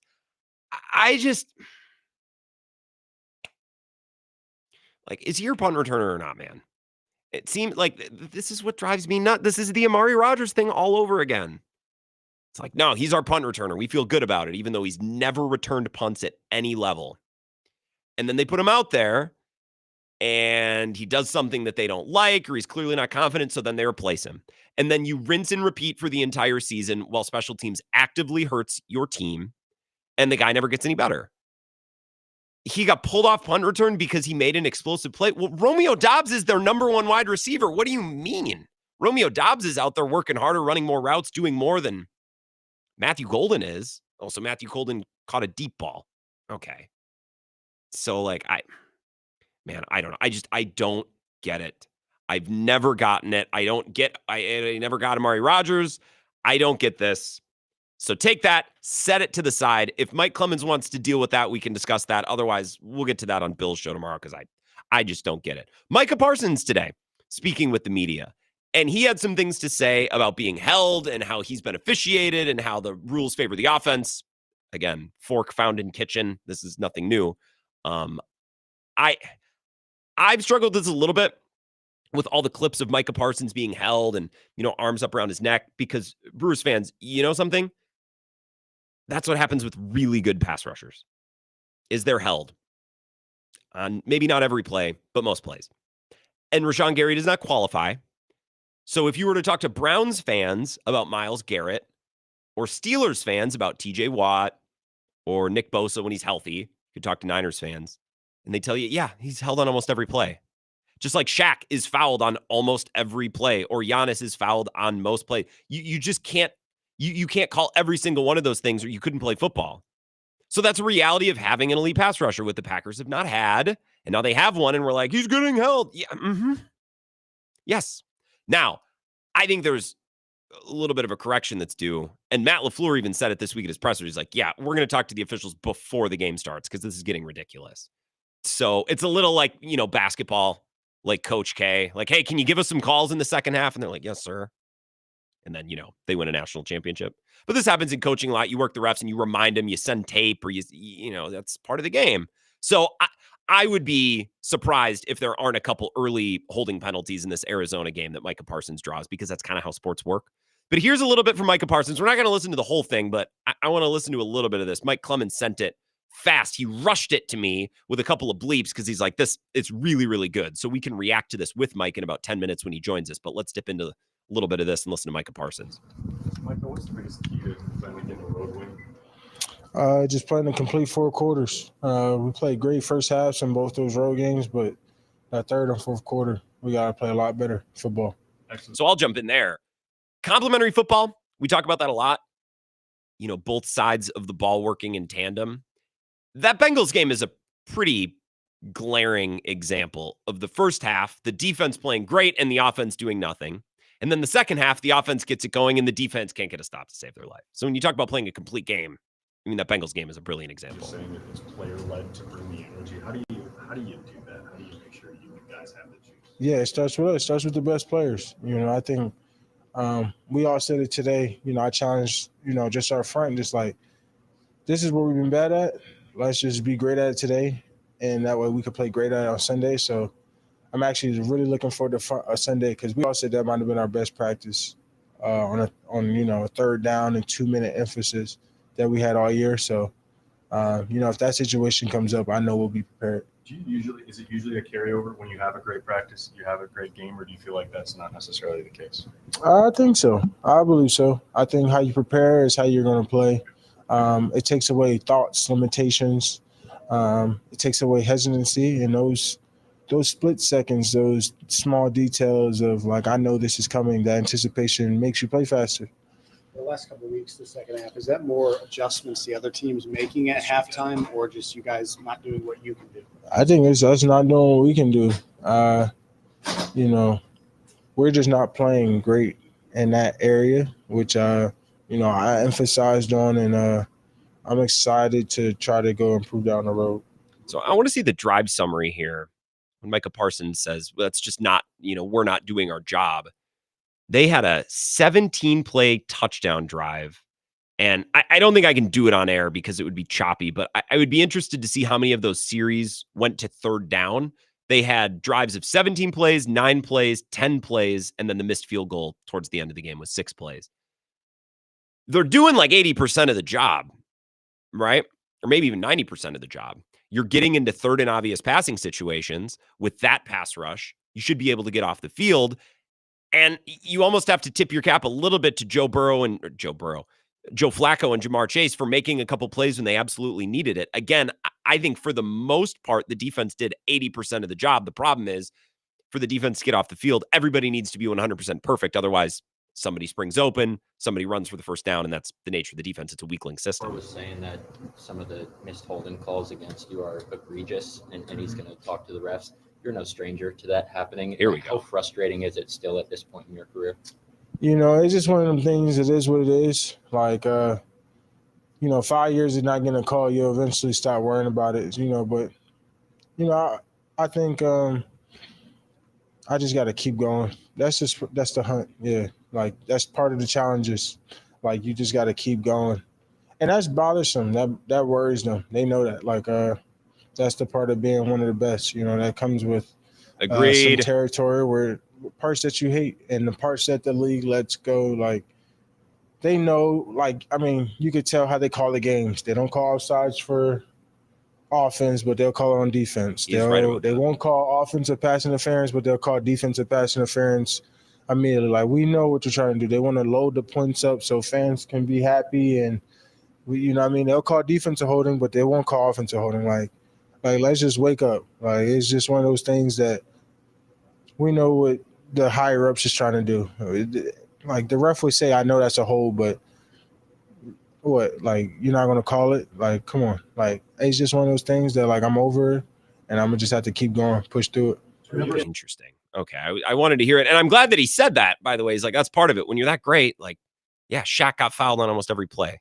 Talk to Browns fans, Steelers fans, Niners fans about Myles Garrett, TJ Watt, Nick Bosa. And they'll be like, yeah, they're held all the time because they're great. That sometimes it's the only way that you can defend them. And the refs can't throw a flag on every play. What's annoying is the refs will throw holding flags, and then you watch the replay and you're like, that? You're throwing? Oh, God. But sorry, folks, that's the nature of football. And I love how every year it's the refs have been horrible this year. It's the same every year. It's a sport that drives you nuts because all the calls are so objective, and the refs are either over or under involved. It's never been good. It probably never will be good. That's just nature of the sport. 608-321-1670, Wisco Sports Show. Who's this? Eric on I-90. Good evening, Eric. I just heard they switched out a pitcher. Yeah, they did. So the Brewers are down 0-1. Ashby allowed 3 of the 4 batters he faced to reach, which is weird. He has a whip of 3. It would be hard to see that coming. I like Ashby, though, so I can't rip. Can't complain. I would like to, but I Micah probably Parsons. shouldn't. Talking about Micah Parsons here, and I just believe that when he came to Green Bay, and I heard you announce he's coming to Green Bay. Mm-hmm. So for those 2 weeks in that first game, maybe even bleeding into the second game, that was such a high, that was such an adrenaline high for the whole state and the whole team. It's really hard to keep that going. Yeah. For a long, long time, right? For an entire season, yeah. Right? If Micah Parsons was, selling Tylenol, everybody in the state would have had autism, right? So what is going on this week? So it's hard to keep that type of engagement up. So it was going to settle down, right? Going to settle. They were always going to have to settle in, and there would always probably be some sort of a come down at some point because the season started so exciting. Right. Yeah, and I believe that in football. No team can play amazing for forever, and no team can get blown out week after week forever. These teams these are human beings. Right, and the Bengals are gonna win a game. They're not gonna win this week, though. I think the Pittsburgh Steelers and Aaron Rodgers are going to win a lot of games. I really do. I kind of think so. The more I watch them, I'm like, man, Like, why not? I wouldn't pick him to win the Super Bowl because I think Rodgers and the way that he plays has a limit at the highest level. Although he could always have a moment late in his career. But yeah, I am kind of impressed with the Steelers. Watch, they'll lose tonight. I picked them. Trey Hendrickson was announced out today, which I did a little fist pump for because I picked the Steelers between me and Bill. You don't care about that. I don't know why I'm sharing, but I don't know. I wish I could watch the Steelers tonight. I'm going to be stuck watching this stupid baseball game. Oh, you'd be able to watch them. I mean, the Brewers game's going to be over by 7:38. Right? It might already be over. They're down. They're down to 1. So, but yeah, Aaron Rodgers. And I actually, for a guy that I disliked for so long, he was my, our nemesis in Minnesota. I'm starting to even watch him in his interviews. I'm like, he's kind of settled down too. He's a little bit more, not as, Aaron Rodgers as he was. Yeah. I'm happy that here's the thing, Eric, and I got to run because I got to get to Mike Clemens. I'm happy that he's relevant in a football way because he's going to get talked about. He was talked about for 2 years, and the first year with the Jets, he didn't even play. He was hurt. So if we're going to be fed Aaron Rodgers content, which I'll be honest, I enjoy, I would rather hear a sports talk segment on Aaron Rodgers than the Chiefs right now. I have Chiefs fatigue. I don't find them that interesting. I don't find that compelling. I think they're great. And if I had to pick a team right now in the AFC to make the Super Bowl, it might still be the Chiefs. I don't need the content. The Rodgers segments are enjoyable. There's always something juicy there. But if we're going to get that, I would like for the football games to also be interesting. And this year, the Steelers are competitive and they're interesting. And it feels like the football is actually holding up to the conversation and the noise that we get on all the talk shows, which I enjoy as a talk show host myself. We'll get to Mike Clemens. Speaking of talk show, probably the best guest that we have in the state. Mike Clemens will get us the latest from Green Bay, including his thoughts on what both coordinators had to say today, Matt LaFleur had to say, and Micah Parsons, who you just heard a little bit from. He'll join us next. This is the Wisco Sports Show with Grant Bills on the Wisconsin Sports Zone Radio Network.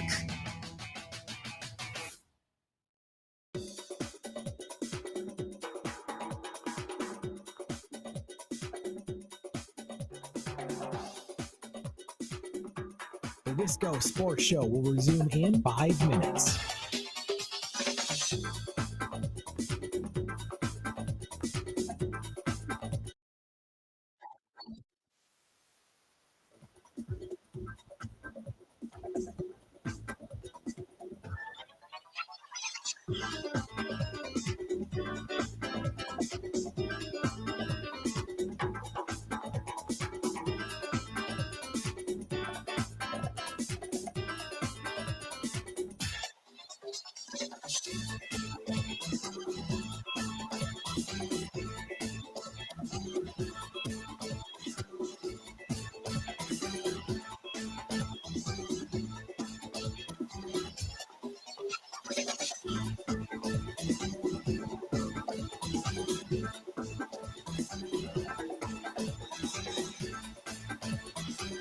The Wisco Sports Show will resume in 4 minutes.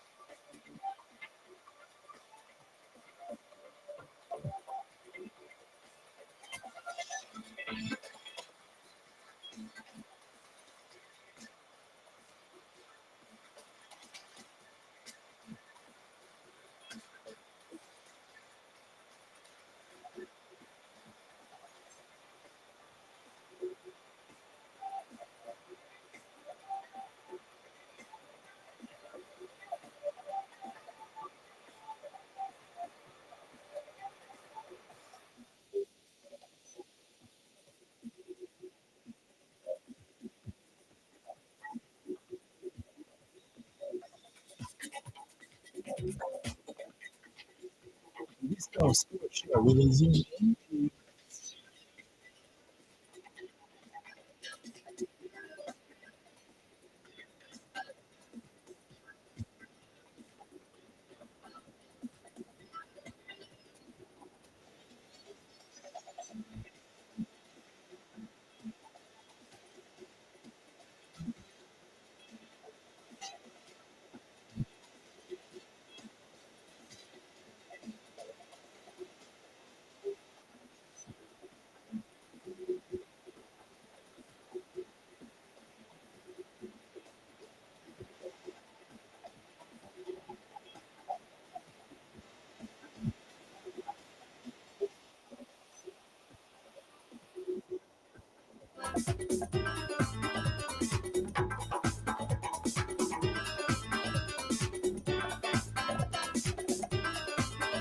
The Wisco Sports Show will resume in 2 minutes.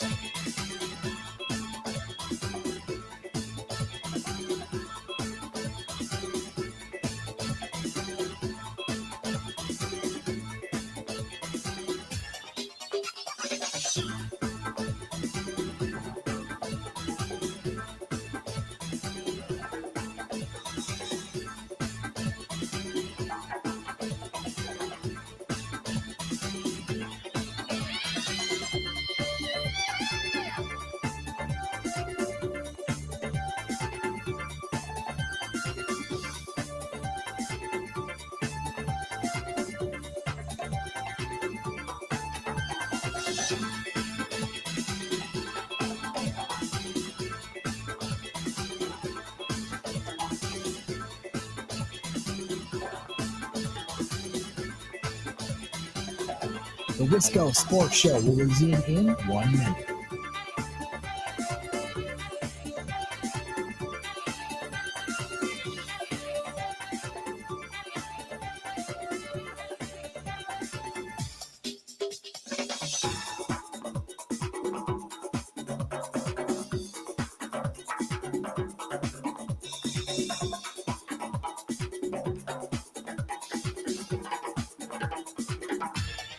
The Wisco Sports Show will resume in 30 seconds.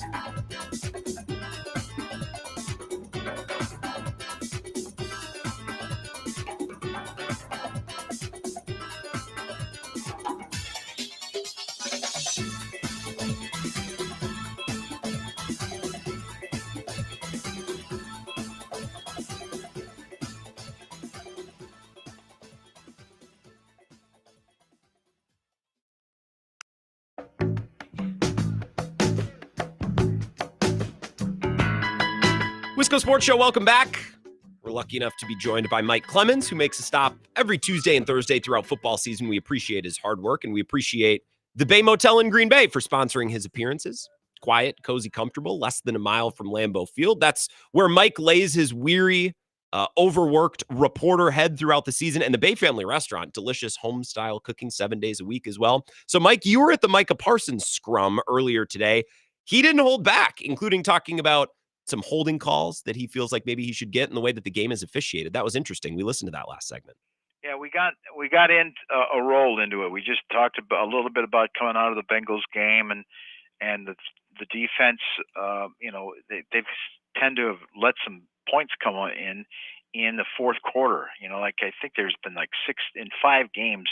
They've allowed 6 touchdowns in the fourth quarter. And the best example is this past week, where how do you hold the Bengals scoreless in the first half? Of course, it's Joe Flacco, as we talked about earlier in the week, trying to figure out the offense on 4 days. He's probably learning guys' names during that first half. Let's be honest. Like that, Jamar Chase, who told us he had maybe 12 reps with the new quarterback leading into the game, because then he got sick and missed a couple of days. And I mean, the Bengals were learning each other literally during the pregame warm-ups in Green Bay to take on the Packers. So give them credit for putting up 18 points in the second half and coming within 6. So why the drop off right now after those great performances in week 1 and 2 against the Lions and the Commanders? And Micah Parsons, self-appointed team leader that he is because of the contract that he signed. Mm-hmm. It's motivation, it's mental, it's physical, and it's even Matt LaFleur saying earlier in the week, are they running out of gas? And so then today, Jeff Hafley, the defensive coordinator, was asked about it and said, well, I think you guys have already written the story, right? I mean, you don't need to ask me. Yeah, he knows. He sniffs out what you guys are angling for, what you want to talk about. Yeah. But, LaFleur and Hafley have also come up with like, well, we had the same lull last year. It was what's happening to you guys just before halftime. So they're tracking it. I mean, they see it. Now they just have to figure out how to fix it and get that through to the players. And Micah Parsons, is raising it himself. And if it talks about fourth quarter and it's like you think your offense is can take care of the game, they're taking their foot off the gas. They've got some injuries too. Devontae White did such a great job with his speed coming off the defensive line to put pressure on the quarterback, even to get a sack. He's not going to play again this week, it looks like, with that knee injury. And now Lucas Van Ness, how long is he going to be out with? Apparently not a broken foot, but some kind of a foot injury where he's nowhere on the field now. And then Micah just kind of rolled from that into the calls that aren't being called on him. And, even the networks, even like on NFL Live on ESPN, they're showing montages of 3 or 4 plays where here's Micah Parsons trying to come off edge, trying to get to the backfield of the Cincinnati Bengals. And the next thing you know, he's got an offensive tackle or maybe a tight end grabbing a hold of his arm, lifting it, and hooking him. Yeah. And it's like, how did you not see this? Is the ref, the line judge in that area, is he focused on the 4 or 5 guys in the middle, and he's missing this thing that's outside high on the left-hand side of the Bengals line? But he called it egregious at some point. Yeah. He talks about, I got to wear protection on my ribs from guys that are punching me in the side underneath the shoulder pads, trying to break my ribs. And then at one point, he's got eyes to the face. Now, he said, yeah, sure, you understand that a guy's fingers just fly up and you get poked in the eye or whatever. It's going to happen. But he said this was intentional on Sunday, to the point where he had to have his face mask changed. He changed his face mask and his helmet during the game after the scratch that he got, the broken blood vessel on his face, because guys are trying to jam their fingers through the grid there and trying to poke his eye out, everything they can to stop Micah Parsons. And then he took that to the next level to say, why can't we protect defensive players? And he gave numerous reasons why, and then he said, I'll probably get fined for this press conference. Yeah. And he talked about and look, I don't think he was playing dumb. He knows that a lot of the rules cater the offense, and there are reasons for that. It's an entertainment product. I think the holding thing is twofold, and I said this in the last segment. I think if you were to talk to Steelers fans or Browns fans about Myles Garrett and TJ Watt, they tell you, yeah, that's how it works, man. Like these guys who are the best pass rushers in football are held on almost every play. Just like Shaquille O'Neal was fouled on almost every play. You can't call them all. So I think that is baked in, and I think Micah Parsons understands that to some degree. I also think that Matt LaFleur probably gets on this reffing crew before the game starts. And Mike, would you be surprised at all if there's, an early holding call that he draws in this game? Like, I feel like the Packers are going to make a stink about it, and it's something that they'll probably be on top of when this game starts. Absolutely. But, all veteran players do. They'll come over and talk to a ref and say, so what are we calling today? Or, I don't know if you're aware of this, but could you look for this today? And that's just normal. Coaches who do that. Also remember, from time to time, NFL head coaches on Monday, they file complaints to the league. Here's two. They'll send the clip. They've got a guy that that handles that coordinates that, and then that's supposed to be emphasized to that NFL crew before they're gathered to say, hey, we got this complaint, and they might have a point. I'm sure that anybody that's playing the Eagles right now is getting that clip sent back where you can see one of the Eagles' right guards, jumping because you can't see it underneath the hood of the tush push, but their guys are a half step jumping the snap, and it's not being called. So why aren't you calling offsides? But I think the real bottom line to what Micah Parsons said today, and he got on a roll, and just decided that this is the week to do it, is to say the rules don't claim that you're concerned about player safety and then not enforce rules to protect defensive players. And those are some huge quotes this afternoon. That's going to get national headlines today. Yeah, and I know what you mean. Something that jumped out to me, something that Rich Bisaccia said. Can you give me your thoughts on this? He explained that Matthew Golden wasn't pulled off of punt return because of a trust thing or whatever. They just thought he was gassed after an explosive play on offense, and they trusted Romeo Dobbs' hands, backed up like that. I just don't get that, Mike. It feels like Amari Rodgers all over again. I don't understand why they're handling punt returner the way that they're handling it. Well, that's a good point. I saw what's that thing? USFL. I decided to watch that once last year, and there was some kid that made a nice jet sweep, and he came back and they said, "That's Amari Rodgers." Like, oh my God, is that where this guy's? Yeah. No. And then on the next play, they went for a 2-point play and he fumbled it. So yeah, that's it. That's Amari Rodgers. Yeah. Yep. So I see where he is, playing for some team down in Alabama now or whatever. For Matthew Golden, we just talked about this a week ago. Statistically, if there's like 30 returns, he's only actually, touched the ball, made a return 5 or 6 times. He's being very cautious, very conservative. And then, I talked to Bisaccia about that. I don't know if I sent you guys that clip where I said, can you teach decision making like that? And then, Rich Bisaccia went back and said, yeah, we talk about it, in practice all the time. And there's, you have to make those pre-kick decisions in terms of the situation, where you're lined up. And then there's things that they emphasize that they'll throw at the guy in practice. So, I think that Bisaccia just does not want to afford any kind of mistakes right now. He doesn't want to put Matthew Golden in a bad spot, and he just trusts Romeo Doubs a little bit better like that. At the same time, I think there's, or maybe it's this. Maybe they protect their star players. They get guys that are corners or number one receivers off special teams. And, Jordy Nelson used to always say, I don't care who you are. If it's your first year receiver, you're going to be on special teams. Mm-hmm. And, that's even, a coach or two ago. But maybe that's part of the thought is like, this guy's too valuable on offense. We'd rather you lose Romeo Doubs. Isn't Romeo Doubs uber valuable on offense, though? That's what I don't get. Like, if they were putting Bo Melton back there, I'd understand it, but they're putting their most productive wide receiver back there, even if they don't think he's long-term their number one guy. I think it's a security issue, mostly. I think it's, how do you win the football game? It's ball security, it's judgment, it's experience, it's confidence. Although, Matthew Golden seems to be just booming of confidence in his growth each week. I think it's, what can we do to win the game? But I just, as you mentioned that, I'm thinking it might be the next step where it's like, you know what, who would you be most disappointed in losing to an injury? Mm-hmm. And you got Christian Watson on the men getting closer.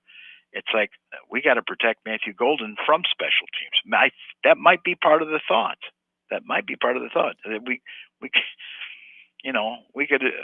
could afford to lose 87 more than we could 0 right now. Sure. Well, I hope they start using him more as a downfield wide receiver then. He's shown to be pretty good at it. Mike Clemens is here thanks to the Bay Motel. Do you think we see Christian Watson this weekend?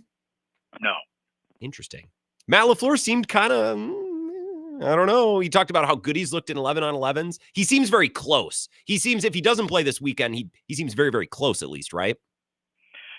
You know what? I could be wrong. He could be up and active on Sunday at 3:25. My sense is one more week, and then he goes against the Steelers. That's just a gut. You think Pittsburgh? Yeah. I also think that Wicks should be able to come back, although he left the game on Sunday with an ankle injury. Doesn't appear to be that bad. And in terms of the overall health of what they've got at wide receiver, and by the way, I don't know if this has been talked much. Dr. Pat McKenzie's no longer making the calls anymore. Yeah, I brought this up with Bill 2 days ago, and Bill was saying like, well, the Packers, they're notoriously conservative, their medical staff, blah, blah, blah. And I said, Bill, I don't want to disagree with you, Bill. And I guess I'm just speaking, recent anecdotal evidence. I don't know that they are that conservative. They've sent guys back out there seemingly before they've been ready. It seems just about every year have a guy who thinks they can't play, but the Packers think they can play. Like, I don't know. This Packers medical staff the last couple of years, I think, has been living more on reputation. And I don't necessarily think that's connected to Doc McKenzie retiring and someone else stepping up, but how is that perceived and talked about, and what impact do you notice of that change in the building when you're there? Well, and we don't get a chance to talk to him. I mean, sometimes you say hi to him in the hallways. There are people that are in the media that, have gotten to know Pat over 30 years to the point where they've had their own personal health taken care of. Yeah. But, I mean, they go see him, There's that trust level in the guy. It's just kind of weird that he's retiring at, week 5 of an NFL season. It is a little instead odd. of the end of the season. And the guy that, that's replacing him has been a part of the program now for 2 years. And so, so there was a plan there. There was a plan in place, and Pat is staying on as a senior consultant. It was just weird to see the announcement in season. That's all. Interesting. All right. Anything else as we go into tomorrow and into this weekend? Do you have one thing that you're most interested in seeing in Arizona before I let you go? Well, so, it's also the kicker situation. Yeah. McManus, and we talked to him a little bit in the hallway, just kind of off the record or so. And I know that Bisaccia this afternoon was talking about this Lucas Havrisik, who did a nice job at kicking. And Bill and I stood there sitting next to each other pregame, and I took video and showed you. This guy made one from 63 in the pregame warm-ups the other day. So, at the end of the day, it was the special teams coordinator saying, I just don't think that McManus is ready yet. I think he could have played in his mind. We just didn't want this thing to be a long-term issue. So they erred on the side of safety. They released the kid from Ireland in the international program that they had on the practice squad. But so far so good. I think they've got themselves a backup kicker that maybe at some point they'll put on the practice squad. But anyway, he'll get paid like an NFL guy because he'll be kicking on Sunday against Arizona if they think they might have found somebody. Interesting. So that's going on. And the other thing is that we'll be talking about tomorrow at 1:25 is, by the way, besides Calais Campbell and a couple other pretty good players, Buda Baker on this Cardinals defense, they got Josh Sweat. Yeah. Josh Sweat, had 2.5 sacks and 6 tackles in the Super Bowl. He was, he was part of the problem that Patrick Mahomes didn't get a ring. And the Cardinals signed him for big money in the off season. He's on the outside there that, Rasheed Walker at left tackle and Tucker Kraft are going to have to keep an eye on. I got a chance to talk to Elton Jenkins late this afternoon, and I'll have that interview for you guys tomorrow. All right. Well, we look forward to that. We'll talk with you in the last half hour. Bill Show tomorrow, Mike. Appreciate it. Talk to you then. Bye-bye. Mike Clemens. Bye-bye, Mike. Thanks to the Bay Motel in Green Bay. BayMotelGreenBay.com to make your reservations. If you're going to a game or taking a trip to Green Bay for whatever reason, maybe looking ahead, that Luke Combs concert got announced. Just mark that down because you don't want to be driving home after that. So we'll talk with Mike and wrap up the week for the Packers tomorrow. Let's take a break. We can come back and maybe connect with Zach and Ebo. They're live at Monks and Sun Prairie getting ready for Thorson and Heilprin. And what a night to be there with the Brewers on TV and with Thursday Night Football. This is the night to be at Monks and Sun Prairie. So if you're a WOZN listener, get over there. Happy hour, food, drink, everything I've had there has been awesome. And Zach and Ebo are a bucket of fun to hang out with. I'm jealous that I'm not going to be able to get over there tonight. But maybe next week, we'll wrap up the show and say hey to those two knobs coming up next. This is the Wisco Sports Show with Grant Bills on the Wisconsin Sports Zone Radio Network. The Zone Blitz pregame bash is back. Every Wisconsin home game 2 hours before kickoff at the Blue Moon Bar and Grill. And this year, do I have something special for you? It's a perfect snack for game day or any day. Wenzel's Farm Pro Snack Sticks. Come see me and I'll hand you 16 grams of protein to fuel you through the day. Wenzel's Farm offers that and so much more, crafted in small batches using premium cuts of meat, perfectly seasoned, and naturally hardwood smoked. Check out wenzelsfarm.com. Made by pros. For pros. The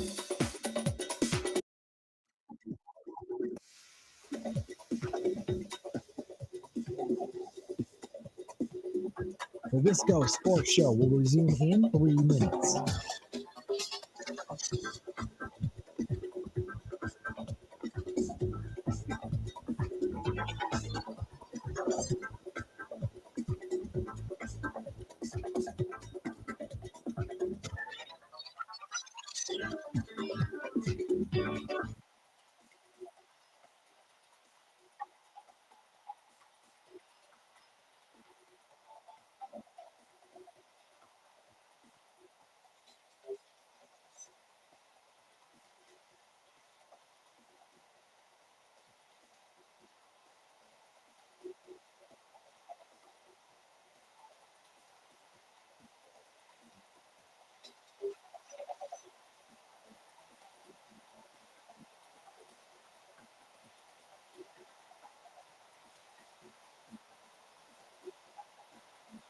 This goes show will resume in 2 minutes.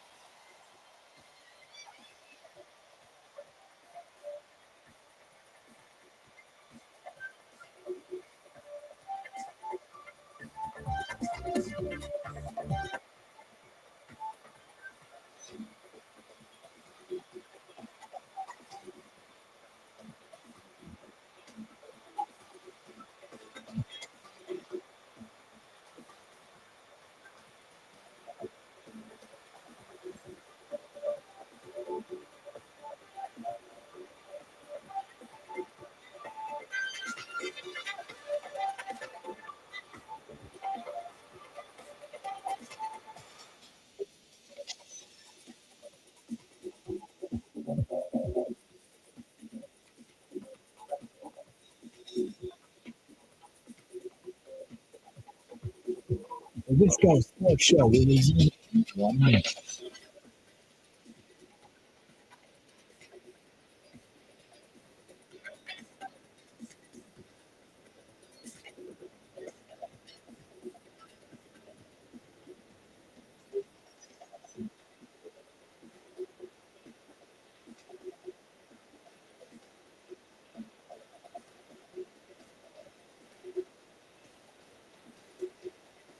Wisco Sports Show will resume in 30 seconds.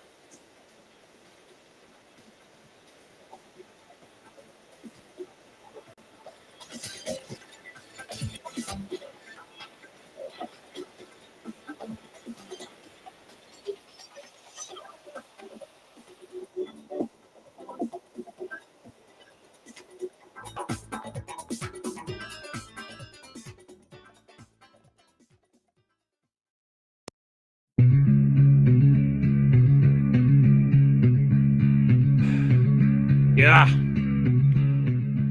Last couple minutes here. This is really on Thursdays, the Thorson and Heilprin pregame show. They're live out in Monks in Sun Prairie. So to our Madison listeners on WOZN, can't recommend stopping out enough for happy hour and you watch the Brewer game. Fellas, Zach and Ebo, how are things out there? Fantastic, Grant. They're great, Grant. How are you? I'm doing fine. I'm doing fine. What do you guys think of the biggest news of the day? Johnny Davis is a Buck. I mean, is he a Buck? He's more a member of the herd, is he not? He's a member of the organization. I think the bigger news is Alex Adenokumbo is Yeah. a Buck. I think that's a bigger. Alex Antetokounmpo is a Buck. Johnny Davis is a maybe Buck, probably not a Buck. Don't you think? But he's a just huge day. a big change of scenery. A huge day candidate, for don't you lacrosse. think? Well, big day. Well, no, big day for the state. He was Mr. Basketball. That's a statewide award, actually. Yeah, but you claim him, so it's okay. I don't claim anything. I'm not even from lacrosse. I did enjoy watching him there, but I'm not from lacrosse. Don't put that on me. You don't claim him? No, I'm not from there. But you claim Brian Gutekunst because he went to UW lacrosse. Well, yes. Don't you think that's fair? Okay. Joe Gow is the chancellor. I don't claim him, by the way. I was just going to ask, do you claim Joe Gow? Joe Gow was apparently. I'm pro Joe Gow. He got some national exposure yesterday. Well, it's clear that he's I've going been pro Joe to Gow. lose whatever lawsuit he's fighting. So now he's doing media. In all seriousness, he's actually an embarrassment to the university and the people that went there. But Barstool, it's fun. No. So he did porn. Anyways, I'm pro Gow the Plow. Really? I'm sure really? you are. That's what you're doing. Sorry. People fornicate. Zach, are Breaking you news. talking to me or Grant- Ebo? I'm talking to you. You kidding me? You're gonna take issue with that? You're gonna take issue with Barstool? You were on Barstool. I'm not taking issue with Barstool. I'm taking issue with the fact that we're all supposed to think he's funny. He's disgracing his university. 10 seconds, say your piece, and then we're leaving. We love you. Porn is not a bad thing, Grant. Well, I love both of you. Zach and Ebo, we look forward to Thorson and Halpern. Stop out and see him at Monks in Sun Prairie. Brewers are tied 1-1. Should be a fun night. Go enjoy some drinks and some food. I will talk